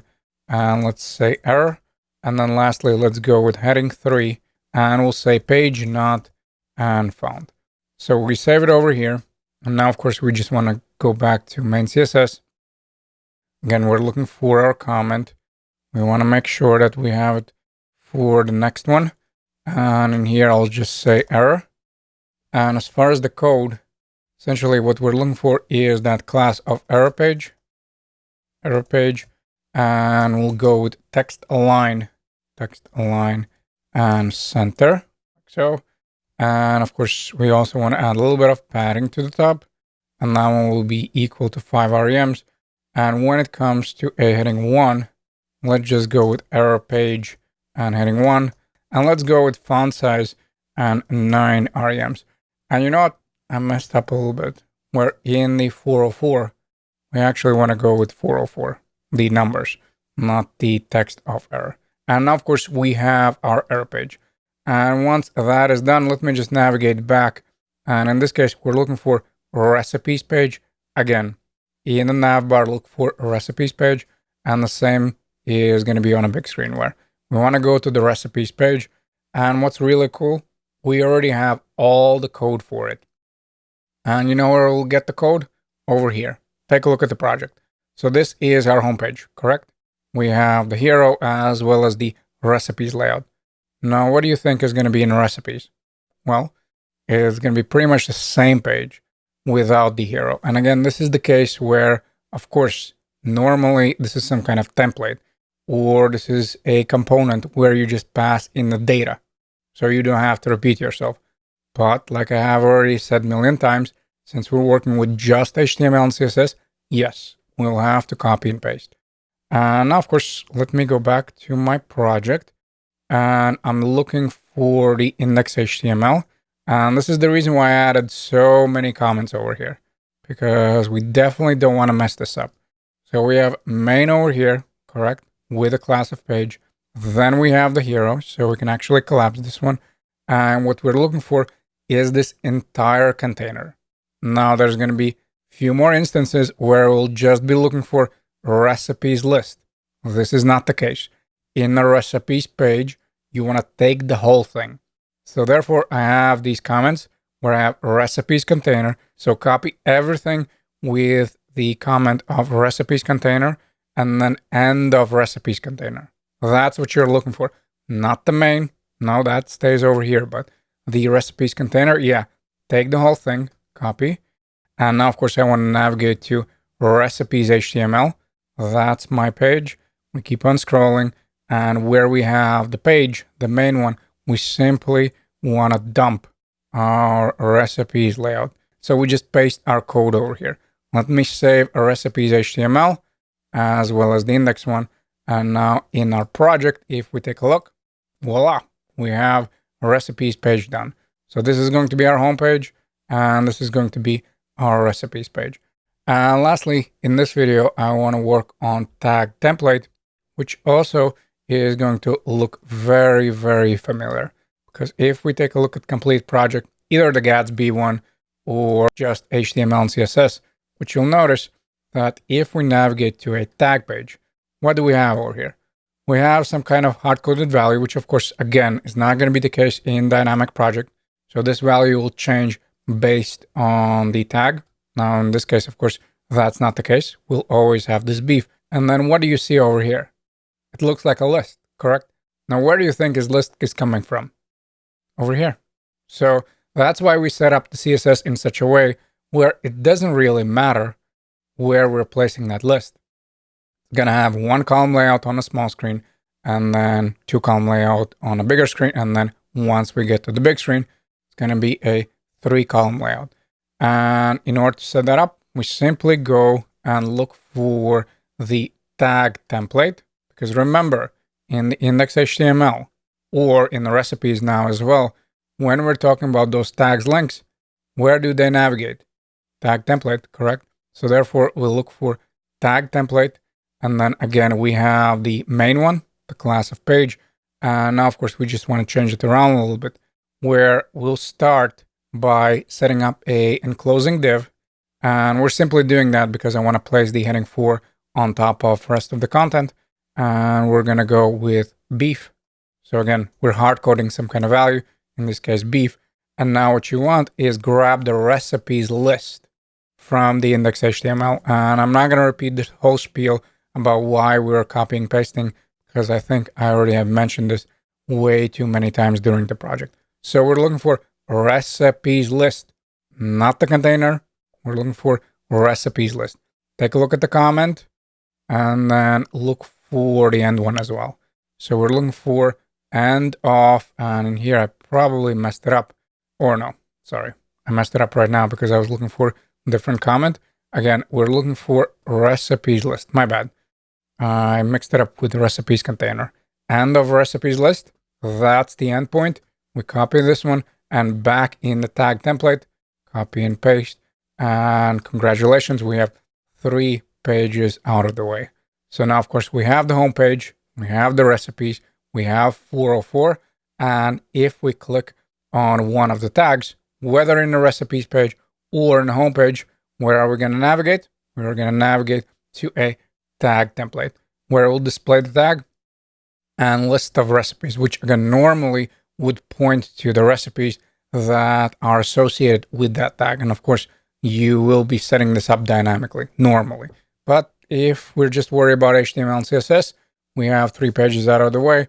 And now, of course, we can focus on next pages. Nice. And up next, I want to work on the about page, where effectively we'll have 2 column layout for the info as well as the picture. And then here at the bottom, again, we're going to use a list. So technically, these would be some featured recipes that you want to display. Again, normally this is going to be dynamic, and you'll just pass in which recipes you want to showcase. But in our case, we'll just use our recipes list, the same one that we used in the tag template, this one over here. Now, in this case, however, we only want to pass in 3. So in the tag template, we set up 4, but in this case, we'll just go with 3. And effectively, we will reuse that list a few more times throughout the project. And the setup is going to be exactly the same, where again, I'm looking for about HTML. I have my page, so I do have the structure. And here, let's set up those recipes first. And you know what? Let me navigate here to the about page as well, so we can see right away. And once we set up those featured recipes, so the recipe list, then we'll worry about the rest of the content. And inside of the page, we want to go with a section, and then let's add about page. So this is where the info as well as the photo are going to be located. And then we want to go with another section, and then let's just call this featured recipes. And I actually don't think that there are any styles with it, but let's just add the section with this class. And then inside of it, we want to go with heading 5, and we're looking for featured title. And I'm sorry, this is a class, so let's say featured title. And the only reason why I'm adding here this class is because I want to place the text in the center. And again, technically we can use this featured recipes, but if I remember correctly, the heading 5 was already in the card. So that's why I just went here with this class. Again, long story short, basically we'll set this one in the center. And then as far as the text, let's just write look at this awesome sauce. And right below it, this is where we want to place all those recipes. So let's go back to index.html. And again, we're looking for the recipes list. Same deal. Now, in this case, of course, eventually we'll remove one of the cards, at least in my setup. But if you want, of course, you can keep all 4. So we copy and paste the list. We're looking for what? We were looking for about HTML, correct? Got a little bit lost over there. And then right after the heading 5, so within featured recipes, we want to copy and paste. And like I said, in my case, I'll remove one of them. So I'll remove the last recipe. And once we save, of course, we right away have our nice layout. And like I previously mentioned, effectively for this one, for the heading 5, I just want to place it in the center. So let's quickly go to CSS, and we're looking for featured title, I believe. Featured, and we're looking for title, and we simply want to go text align and center. So now, of course, it's going to be in the center. That's the recipes list part. Now, of course, we just want to add that info, which is going to be here in the about page. And then we also want to add a photo. So let's set that one up. And in here, we want to go with article. So this is where the info is going to be located. And then right below it, we're going to go with image. And in this case, we're looking in the assets. And then more specifically, we're looking for the about one. And then as far as the alternative, I'll just say pouring salt. And we'll also add a few more classes to the image. And those are following. We'll go with our IMG, so the global one, as well as about IMG. Now, when it comes to info, we're looking for heading 2, and we'll just type some kind of text. And you know what? In this case, just so we can speed this one up, look for this project or the other one and basically just copy and paste the text. There's really no point to retype that from the scratch. And essentially, I got this text, I believe, from the Hipster Ipsum, which is my favorite place to get lorem ipsum text, effectively the dummy text. And then we want to go here with the first paragraph. So there will be two paragraphs, and I'm just getting the text over here. If you want, you can simply type lorem and then whatever amount of characters. So you can go here with lorem and then let's say 20 or 10 or whatever. Now, in my case, since I like that text better, I'm just going to copy and paste. That's my first paragraph. And then, of course, we're looking for the second one. And then at the very, very, very bottom, we'll also have the button. So let's say here button, the class will be btn. And then we want, or you know what? Actually, it's going to be a link. My bad. So let me remove. My apologies. We're going to go with link. And this is going to be to contact HTML. And then we want to add the class of btn. And let's add a contact. And since we have already global class for the btn, that's why we have the look. And now, of course, we want to swing back to main CSS. And we just want to apply a few styles to about page.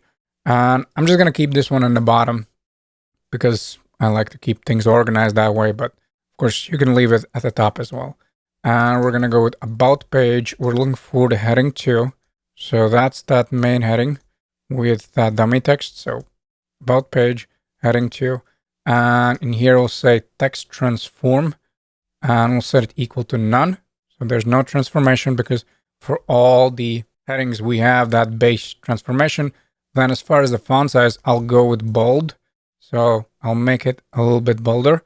And then in here, let's also set up about page. So now, of course, I'm talking about that section.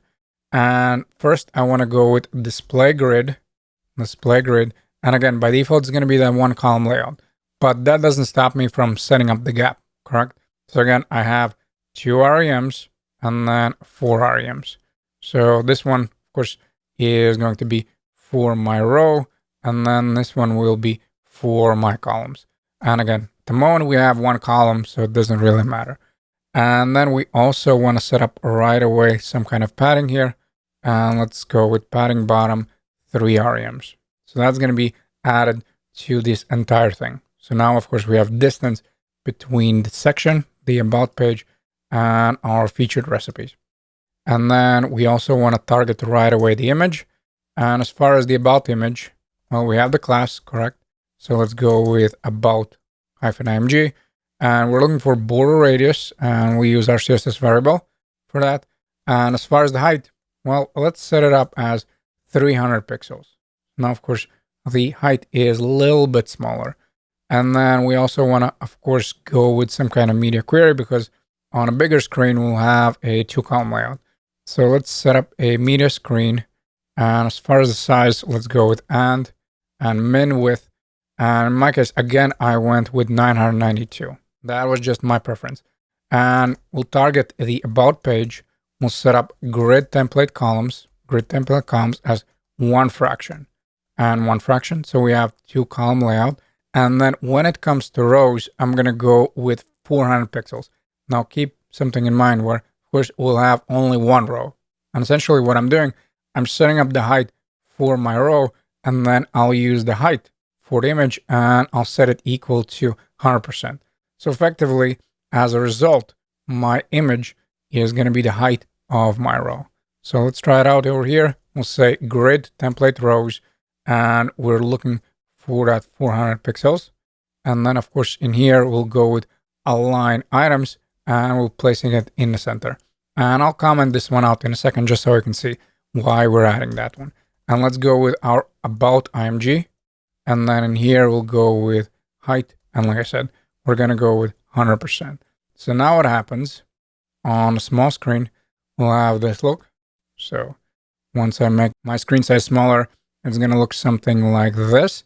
And then once we get to 992, we have this 2-column layout, and then image is the height of my row. And since text is smaller, now, of course, we're placing it in the center. Now, if I'll comment this one out, you'll notice that text is all the way at the top. So let me put it back in there. And now, of course, we have the about page completed as well. All right. And as far as the next step, we want to go to contact page and of course style this sucker. Effectively here, we have the same featured recipes. So we already know where to get them. The moment we have them already in the about. And then when it comes to form, I mean, most of it is already in a global CSS. So we should be done with this in no time. Now, at the moment, of course, in the contact, this is all I have, a text with contact page. And of course, we'll start in the contact HTML. That's what we're looking for. And like I said, since I want to simplify this, first we'll go to about HTML and we're looking for those featured recipes. So take this section, the featured one, and then just copy and paste and place it in the contact page. So take all of this code, navigate back to contact HTML, and in here we'll have two sections. One is going to be for that info as well as the form. So now let me close the sidebar. So let's start with that section. Let's set up a section with a class of contact and then hyphen container. And then right after it, we'll copy and paste our featured ones. So this is what you should see on a screen, the featured recipes. And of course, we just need to navigate up where we have the actual container, the contact one. And as far as the HTML, I mean, there's not much. There's some headings, some paragraphs, and like I keep saying, form as well. And we'll start with an article. So the article is going to have some kind of class, and we're going to go with contact info in this case. And then as far as the text, again, I'm just going to speed this up and I'm just going to copy and paste from the final one. So we're looking for heading 3, copy and paste. And the same goes for these 3 paragraphs. That's it. That's all we have to do. Come up with a paragraph and then copy and paste. And the same goes for the rest of the 2. So another paragraph here and another set of text. If you don't like my text, of course, you can always go with lorem. 3rd paragraph. And then again, we copy and paste the text. And then right next to this article, we'll place another one. And this is where we'll place our form. And effectively, we're looking for form class as well as the contact form. So this is where we'll add a little bit more styling. And this is what you should see on the screen. Now, I'll remove the action because, of course, it's not going to be dynamic. It's not going to be a working form. And then inside of it, we're going to go with form row. And then I want to add the label as well as the input. So we go here with label. And as far as the for attribute, we'll go here with name. And we'll also add a class of form hyphen label. Again, this is coming from global CSS. And then we'll just add your name. Then we'll save it. And after that, I'm going to go with input. The type will be text. And let's just set up a name is equal to name. And then we want to go with ID as well as the class of form input. So let's set it up over here. Let's say ID. And we'll set that one equal to name. So just make sure that both attributes, the ID and for, have the same value. And then we'll also look for the class, and that will be form input. And once I have my first row, essentially what we want to do is just add a comment and we'll say single form row. And I'll also add it over here at the end of my div. And I'll say end of single row. And now, of course, we just want to copy and paste, I believe, 2 more times. And I mean, this is going to be the text area, so maybe only once. So let's take this one, copy and paste. And as far as the values, essentially everywhere where we have the name, we want to change it around to a email. So let me select all of the names over here. I'll go for email. And the only one that I need to change back, of course, is this one. So say name is also equal to an email. So if I take a look, yep, there it is. Now, of course, we still need to add some CSS, but at least the basic setup is working. And then, like I said, we'll also add a text area. So let me keep on scrolling here. And after this row, we'll set up another one. And the class is exactly the same. So we'll go here with form row. And then inside of it, again, another label. In this case, we're looking for message. And class will still be a form hyphen label. And as far as the text, let's just write message. And this is where we want to go with that text area. So right after this label, we'll go with text area. And as far as the attribute values, let's set up both name and ID equal to a message. And then I'll remove the columns and rows because, of course, we have already all the styling in the global CSS. So go with form, and we're looking for the class of text area. And once we save, we only need to add a button. So right after this div, we'll go with button. Now, in this case, it's going to be type submit. And then as far as the styling, we'll go with BTN and BTN hyphen block. So now, of course, the button is going to be spanning all across our form. And then as far as the text, let's just go with submit. And once we have all of this in place, essentially, we just want to navigate to main CSS. So let me open up the file. I'm looking for CSS. I'm looking for main CSS. I have the about. I think I need to copy the comment as well. Copy and paste. And of course, now I'm looking for the contact page as far as the value. Contact page. And I'll close the sidebar here. And what I want to do is set up that form to be 100%. Remember, by default, we have some value already on the form class. And that's why we added that contact form class. And in here, let's just say width to be 100%. And as far as the margin, I'm going to go with 0. Now, don't worry. Of course, we'll use the container, the contact container, to set them up side by side. And in fact, it will do that right now, where we want to go back to the main CSS. We want to look for contact and then hyphen container. And here we'll go with display grid. Now, again, on a small screen, by default, it's going to be a one column layout, but that doesn't stop us from setting up the properties for the gap. So 2 REMs and 3 REMs over here for the column. And then I'll also add a padding to the bottom. And in my case, I'm going to go with 3 REMs. So that's going to be the distance in between these guys. And once we have all of this in place, now, of course, we just want to worry about the media. And we'll go with media screen. And as far as the min width, well, let's just set it up as 992. So min width 992 and pixels, of course. And in here, let's just go with contact container. And I'm going to be looking for grid template columns. And in this case, I'm going to go with 1 fraction. So that's for the text. That's for the left column over here. And then as far as the form, I'm actually going to hard code. I'm going to say 450 pixels. And then since I want text in the center, again, I'm going to go with that align items and center. So let's go back over here, align items, and we'll set it equal to center. And of course, once we have added the CSS, we're done with the contact form. And now we can focus on our next task. And once we have the contact form in place, now, of course, let's set up the tags page, which at the moment has only a heading 1. And what we're shooting for is this look where we have the tags. Of course, these are going to be dynamic in a normal project, but in our case, we'll just hard code. And then once you click on a tag, then you navigate to that tag template page.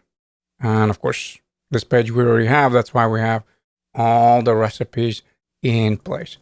And as far as the setup, well, in here, let me go back to the tags and I'll do the same here. And of course, I'm already in the page, so I'm good. And we're looking for tags HTML. We'll close the sidebar for now. We want to remove that heading 1. We'll still keep the page. And what we're looking for is the section. And I'm going to go with tags wrapper. So that's the class in here. Let's add a comment. So single and then tag. And in this case, it's going to be end of single tag. So end of single tag. And then as far as the setup, it's going to be a link. Class will be a tag. And again, we'll hard code these values. And I'm not going to go over why we're hard coding the values, because I believe I have said that already more than enough times during this project. And where you want this link to navigate, well, to the tag template. Remember, that represents some specific tag and recipes that have that tag. And as far as the proper path, well, it is tag template HTML, correct? Like I said, we'll add a class over here and we'll say tag. And as far as the values, let's just go with heading 5, and we'll set it equal to beef. And as far as the amount of recipes, well, it's going to be a paragraph with one recipe. And now what do we want to do is just take this one tag, copy and paste. And let me take a look how many I created. I think I went with 5. So let me see. Okay, at the moment I have 1, 2, 3, 4. So let me copy that one more time. And now we just want to change these values. Where again, this is going to have 2 recipes. Then we have dinner, food, and all that. So let me scroll up. Let me make sure that I don't do anything with the first one. Okay, that one stays the same. For the second one, we're looking for breakfast. It's going to have 2 recipes. Then we have 1 for carrots. And that is going to have, I believe, 3 recipes. Then we have dinner and food with 1 recipe. So dinner with 4 recipes, and then food with 1. And once the HTML is in place, now, of course, let's just navigate to main CSS. And we want to set up another new comment in here. So we'll go here with tags, of course. And this one will have a little bit more CSS than the contact page, because, of course, with the contact page, the biggest one was the form, but we already had a bunch of styles in a global CSS. So let's go here with tags page. And then I'm going to worry about my wrapper. And again, it's going to be a 1 column layout, starting with the small screen. And then as the screen size increases, then we'll also change the amount of columns. But that doesn't stop us from tags wrapper. So that's the entire wrapper. Then we go with display grid. And then I'm going to go with 2 REMs. So that's going to be for the columns and rows. And then padding, the same deal. We'll go with padding bottom, 3 REMs. And once we have all of this in place, now, of course, we just want to worry about that one single tag. And the way we'll set up the CSS is going to be following, where we'll target the tag, and we're looking for background. And in this case, I'm going to go with gray and 500. So that's going to be the default value. Then I also want to add right away a border radius. And of course, we'll use our CSS variable for that. After that, we want to go with text align center. So make sure that the text is in the center. Color white. I think that should look good. And then as far as transition, well, let's just use our CSS variable, because when we'll hover, I'll change this color. And then we're pretty much done. I just want to set up the padding top bottom 0.75 REMs and left and right 0 as I'm hovering over the tag. Like I said, I want to change it to a primary color. So let's just grab the background one and place it over here. And instead of gray 500, we'll go with primary 500. Let's save that one. And notice as we're hovering, now, of course, we're changing the color. And we just want to add some margins 0 to the bottom of heading 5 and a paragraph. Because if you remember, by default, we have them there. So now, of course, we'll remove those margins. And I want to do for both, for tag paragraph as well as the heading. So therefore, we'll go with tag paragraph, tag heading. And then, like I said, we're going to go with margin bottom 0. So both of them have no margin there. Also, I want to increase the font weight for the heading. So let's set up the heading here. And we're going to go with font weight. And let's just set it up as 600. Let's save. And as you can see, now, of course, the font weight is a little bit bolder. And lastly, we'll have 2 column layouts starting with 576 and then a 3 column layout once we get to 992. And since I want to save a little bit of time on a boilerplate, we'll just copy and paste. We'll set it up over here, 576. We're targeting a tags wrapper, of course. So the class is tags and wrapper. And since we already have display grid, we're just going to go with grid template columns, 1 fraction and 1 fraction. And now, of course, the only thing that's left to do is to take this, copy and paste 992, and then we'll have 3 column layout. And just because some people probably are annoyed, I'm going to go with repeat, and let's just say 3, 1 fraction. So, of course, that is the alternative syntax that we can use. And now let me navigate to the big screen, looking for tags. That's going to be my layout.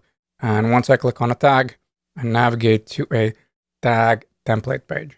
And with this in place, we really need to worry about that single recipe page, this one over here. And don't freak out about this error page. Essentially, when I was setting up the structure for all the pages, I just forgot to change it to a single recipe. If you take a look at the title, of course, it says single recipe. And as far as the single recipe page, it's gonna look something like this. We're back in home. We'll just click on one of the recipes. Again, we're hard coding these values. This is gonna be for banana pancakes. And at the top, we have some kind of info.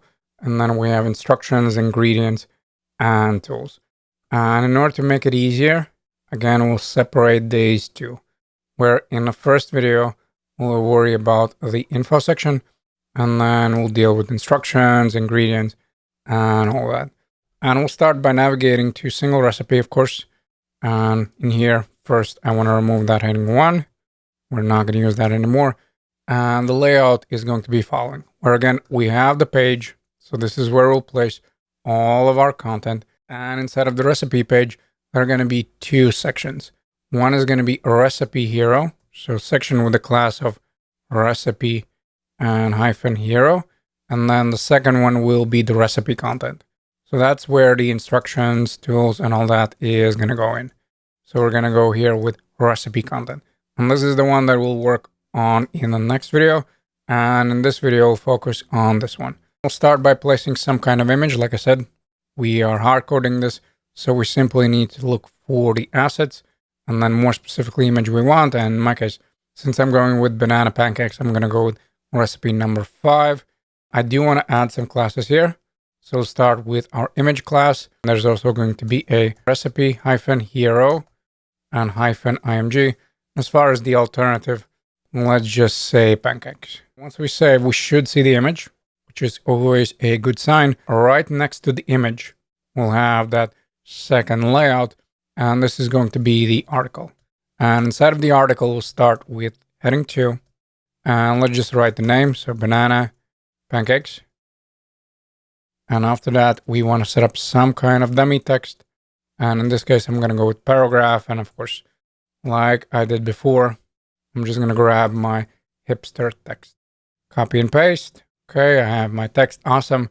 And then we'll have a recipe icons.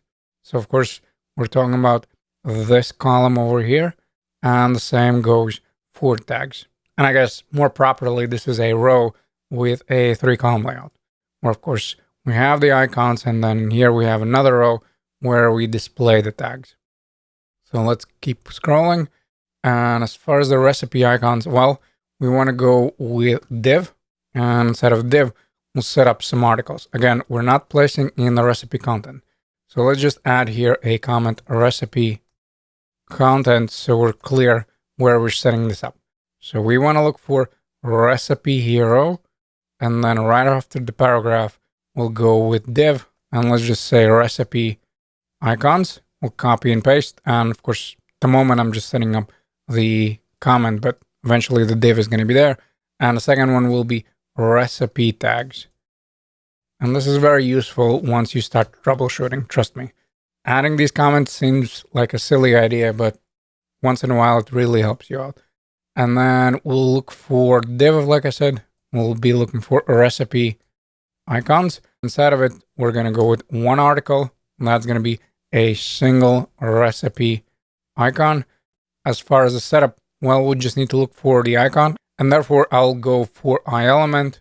The classes are following FAS and FA clock, and then let's just add some kind of dummy text, and that's going to be placed in the heading 5. We'll say prep time, and also we'll have a paragraph with some kind of hard-coded value. In this case, that's going to be 30 minutes. And now, of course, I just want to take this article, copy and paste, and change some values around. Where the second one will be FAR, so not FAS, FAR. It's not going to be a prep time. It's going to be a cook time. And here I'm just going to go with 15 minutes. And then lastly, we have the user friends. So that's the name of the icon. We're looking for FAS, FA, Then let's remove this piece and let's say user friends. And this is just going to be amount of servings.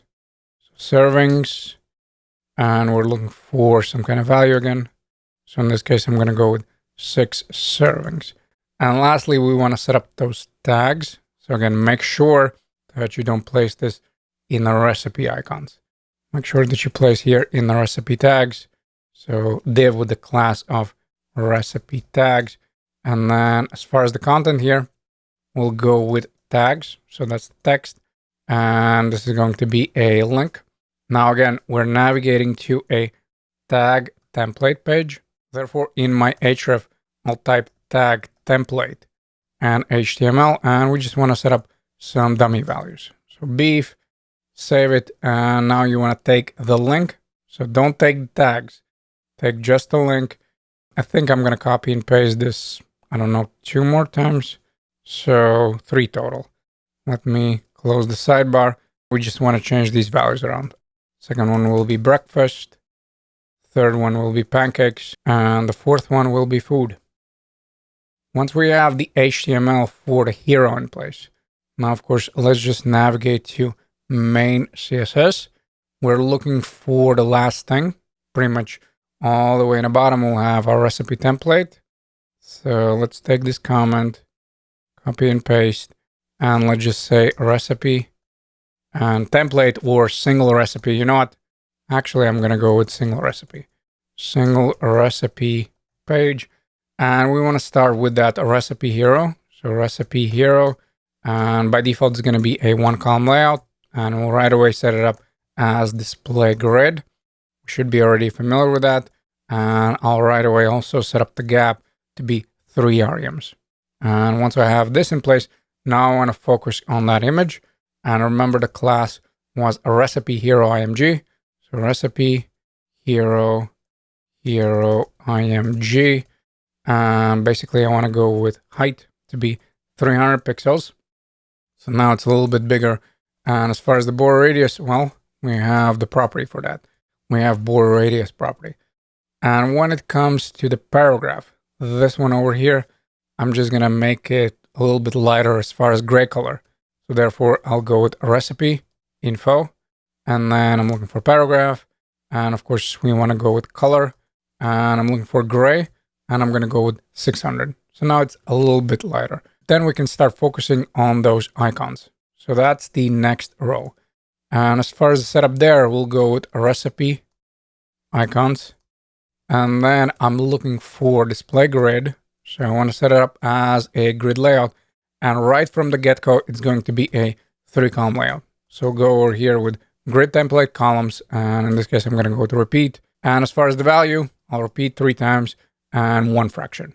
So right from the get-go, we have a 3-column layout. And again, I've massively zoomed in. So of course, normally it's going to look something like this. And then once we have all of this in place, now let's add a little bit of gap. And in my case, I'm going to go with 1 REM. And we do want to add a margin top bottom. And therefore, I'm going to go with 2 REMs and 0. So nothing on left and right. And when it comes to the text align, I want to place it in the center.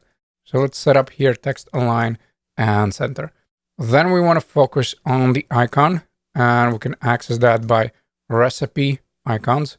So recipe hyphen icons, and I'm looking for I element. And here I'm going to go with font size 1.5 REMs.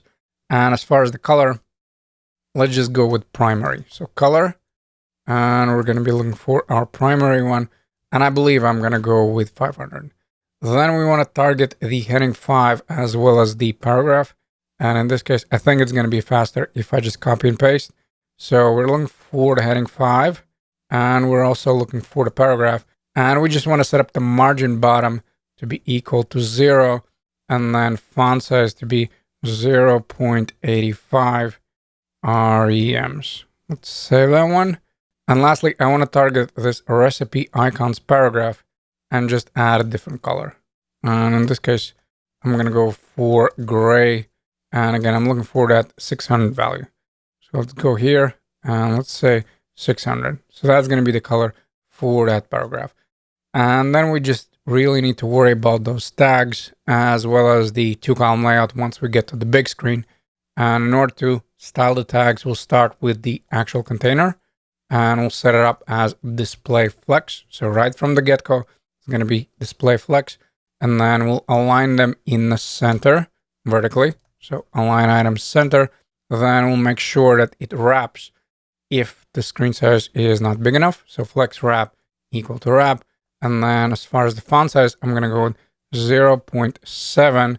And this is the interesting part where I'm going to be looking for EM values. So basically, depending on my container. And I also want to add the font weight. And in this case, it's going to be equal to 600. So the font weight, of course, is going to be a little bit bigger.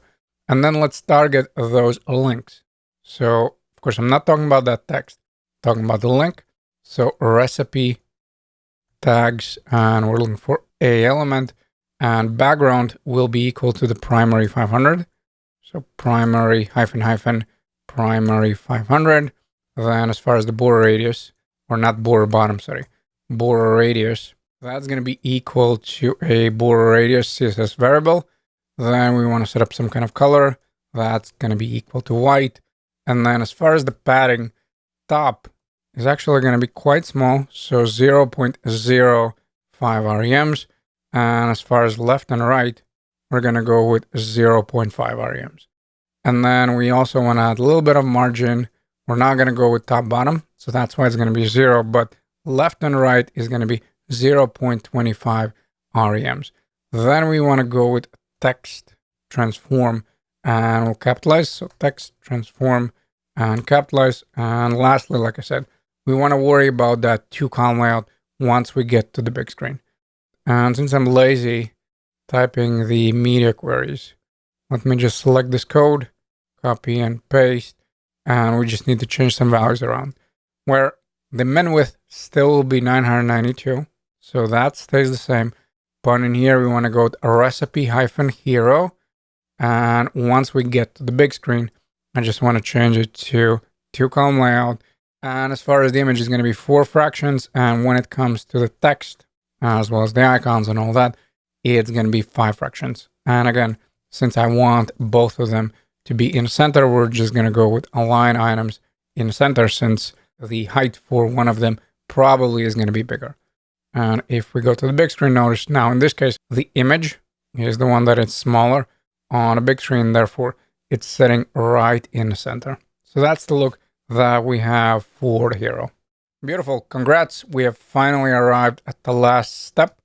And essentially in here, we want to set up the instructions, ingredients, and tools. But before we do that, there's actually a tiny typo here where notice the recipe info. It's not recipe info. It should be recipe hero. Now, of course, my text is gray. And essentially, I'm looking here for 600. And now everything is just like in the final project. And we'll start in a single recipe.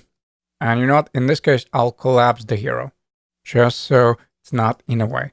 And we're looking for recipe content. That's the one we want to set up. And here we'll have two column layout. Therefore, inside of the section first, I want to set up that article. And then there's going to be another article. And since I was lazy, as far as the class names, I just set it up as second column. That's it. So in here, in the second column, this is where we'll place the ingredients and the tools. But first, we'll worry about the instructions. So instructions, of course, are going to go in our first column. And I want to start with heading 4, and we'll just say instructions. Then we'll set up a single instruction comment. And after that, let's go with div with the same class. So single and instruction. Now, inside of the div, if you take a look at the complete project, you'll notice this step and then the horizontal line.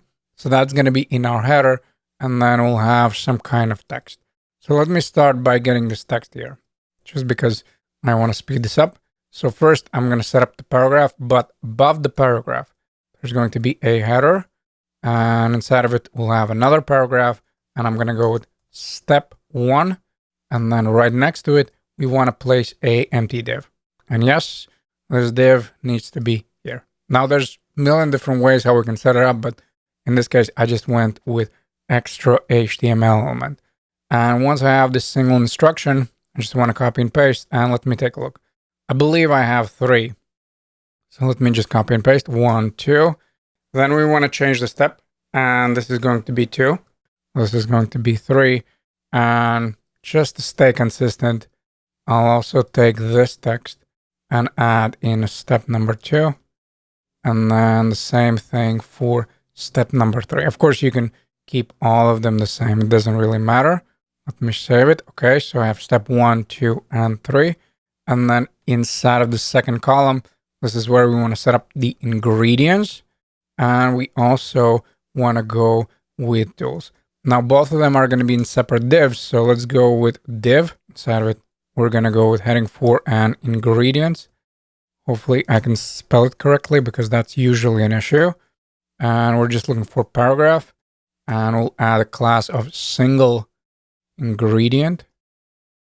And then as far as the value, again, yes, I know that it's probably annoying to some people, but we'll just copy and paste since I don't see the point of setting up everything from the scratch. And what you want to do is just take this paragraph, so not the heading 4, just a paragraph with the same class, and you probably want to copy and paste, at least in my case. I'm going to copy and paste this 2 times, and we just want to change these values around. So we want to select this one, and we want to do the same thing for the third one as well. And then the same goes for the tools, but of course the difference is the class name as well as the text. So we can copy and paste, or we can set up everything from scratch. In this case, I think I'm going to go with setting up everything from scratch. So div, then heading 4 tools, and then let's go with paragraph, and let's add that class here. So class, and we're looking for single tool. And as far as the value, again, let's just take these ones, copy and paste. Once I have the first tool, I'm just going to copy and paste and essentially get those values. Once I have the HTML, now let's navigate to main CSS and let's continue over here. First, we'll worry about the recipe content.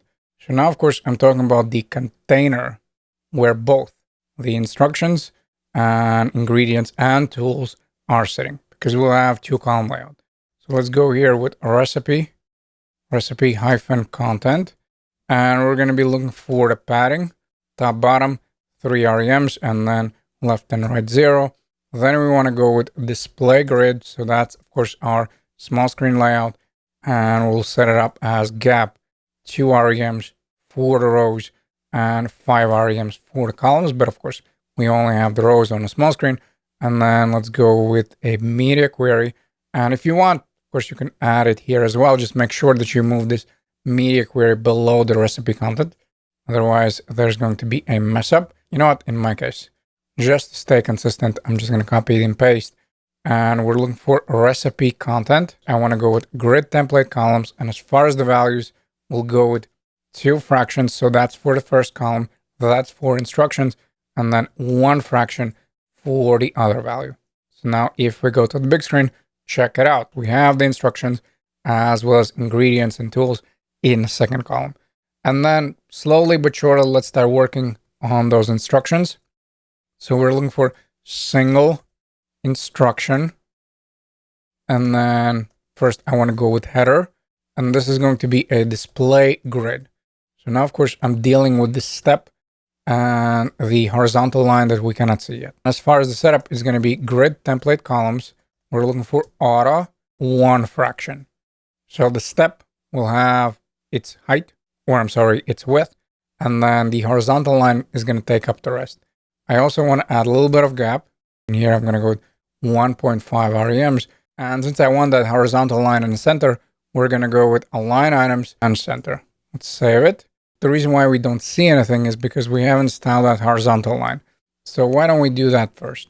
Let's go with single instruction. Then we're looking for the header, and then more specifically a div. And here, let's go with height 2 pixels, and background will be a gray one. And I think I'm going to go with that 300. We have our single recipe. That's good. And we also have that horizontal line. Now, there's still some things we need to add. Don't worry about it. As long as you can see this horizontal line, that means that we are moving in the right direction. Now I'm going to hop back to the header and more specifically, the paragraph. So we're looking for single instruction. Then we're looking for the header. And instead of the div, we're looking for the paragraph. And in this case, I want to go with text transform and we'll set it up as uppercase. So now, of course, we're dealing with that step 1, 2, and 3. Then let's go with font weight and we'll set it up as 600. Okay. And let's add right away a margin bottom to be 0. So margin bottom 0. And I also want to change the color and we'll set it up as primary 500. And once we save, everything works. And lastly, when it comes to the instruction, so this one over here, I want to set up a different gray tone. And in order to target that, since I don't want to select this paragraph over here, I'm just going to say single instruction, then header, and then I'm just targeting the paragraph. And you know what? I actually need to remove this header. My bad. So basically, I'm looking for the entire paragraph. Therefore, I'll go with single instruction and only the direct child of that instruction, which is a paragraph, will have that color and gray. So I'll go here with color and we're looking for gray. And I think I'm going to go with 700. So now, of course, this one is a little bit lighter. If you don't believe me, you can actually set this up as 300 and you'll clearly see that I'm targeting the correct paragraph. Then we want to style the second column. So let's keep moving. We'll say second column. And in this case, there's not much to it. We'll say display grid. We're looking for grid in this case. Now I do want to add a row gap and that's going to be equal to 2 REMs. So that's the distance in between. And now let's just target the single ingredient as well as single tool. Now, when it comes to single ingredient, so let me again make sure that I spell this correctly. I'm looking for border bottom. So border bottom, and that's going to be 2 pixels solid. And we're looking for the gray one. So let's set up here var, and then we're looking for gray, and then 300. That's going to be the border. I also want to add a little bit of padding in the bottom. Padding bottom 0.75 REMs. And then as far as the color, I'm going to go with that gray 700. And then the same goes for single tool. So single tool in here, we'll go with the same border. So copy and paste. And the same goes for padding. So pretty much the same stuff, just the colors are going to be different. Where I'm going to go to color and I'm looking for my primary 500. And then as far as text, I just want to capitalize.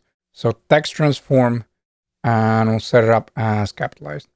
And once all of this is in place, we're done with the project. Congratulations. And I hope to see you in the next one.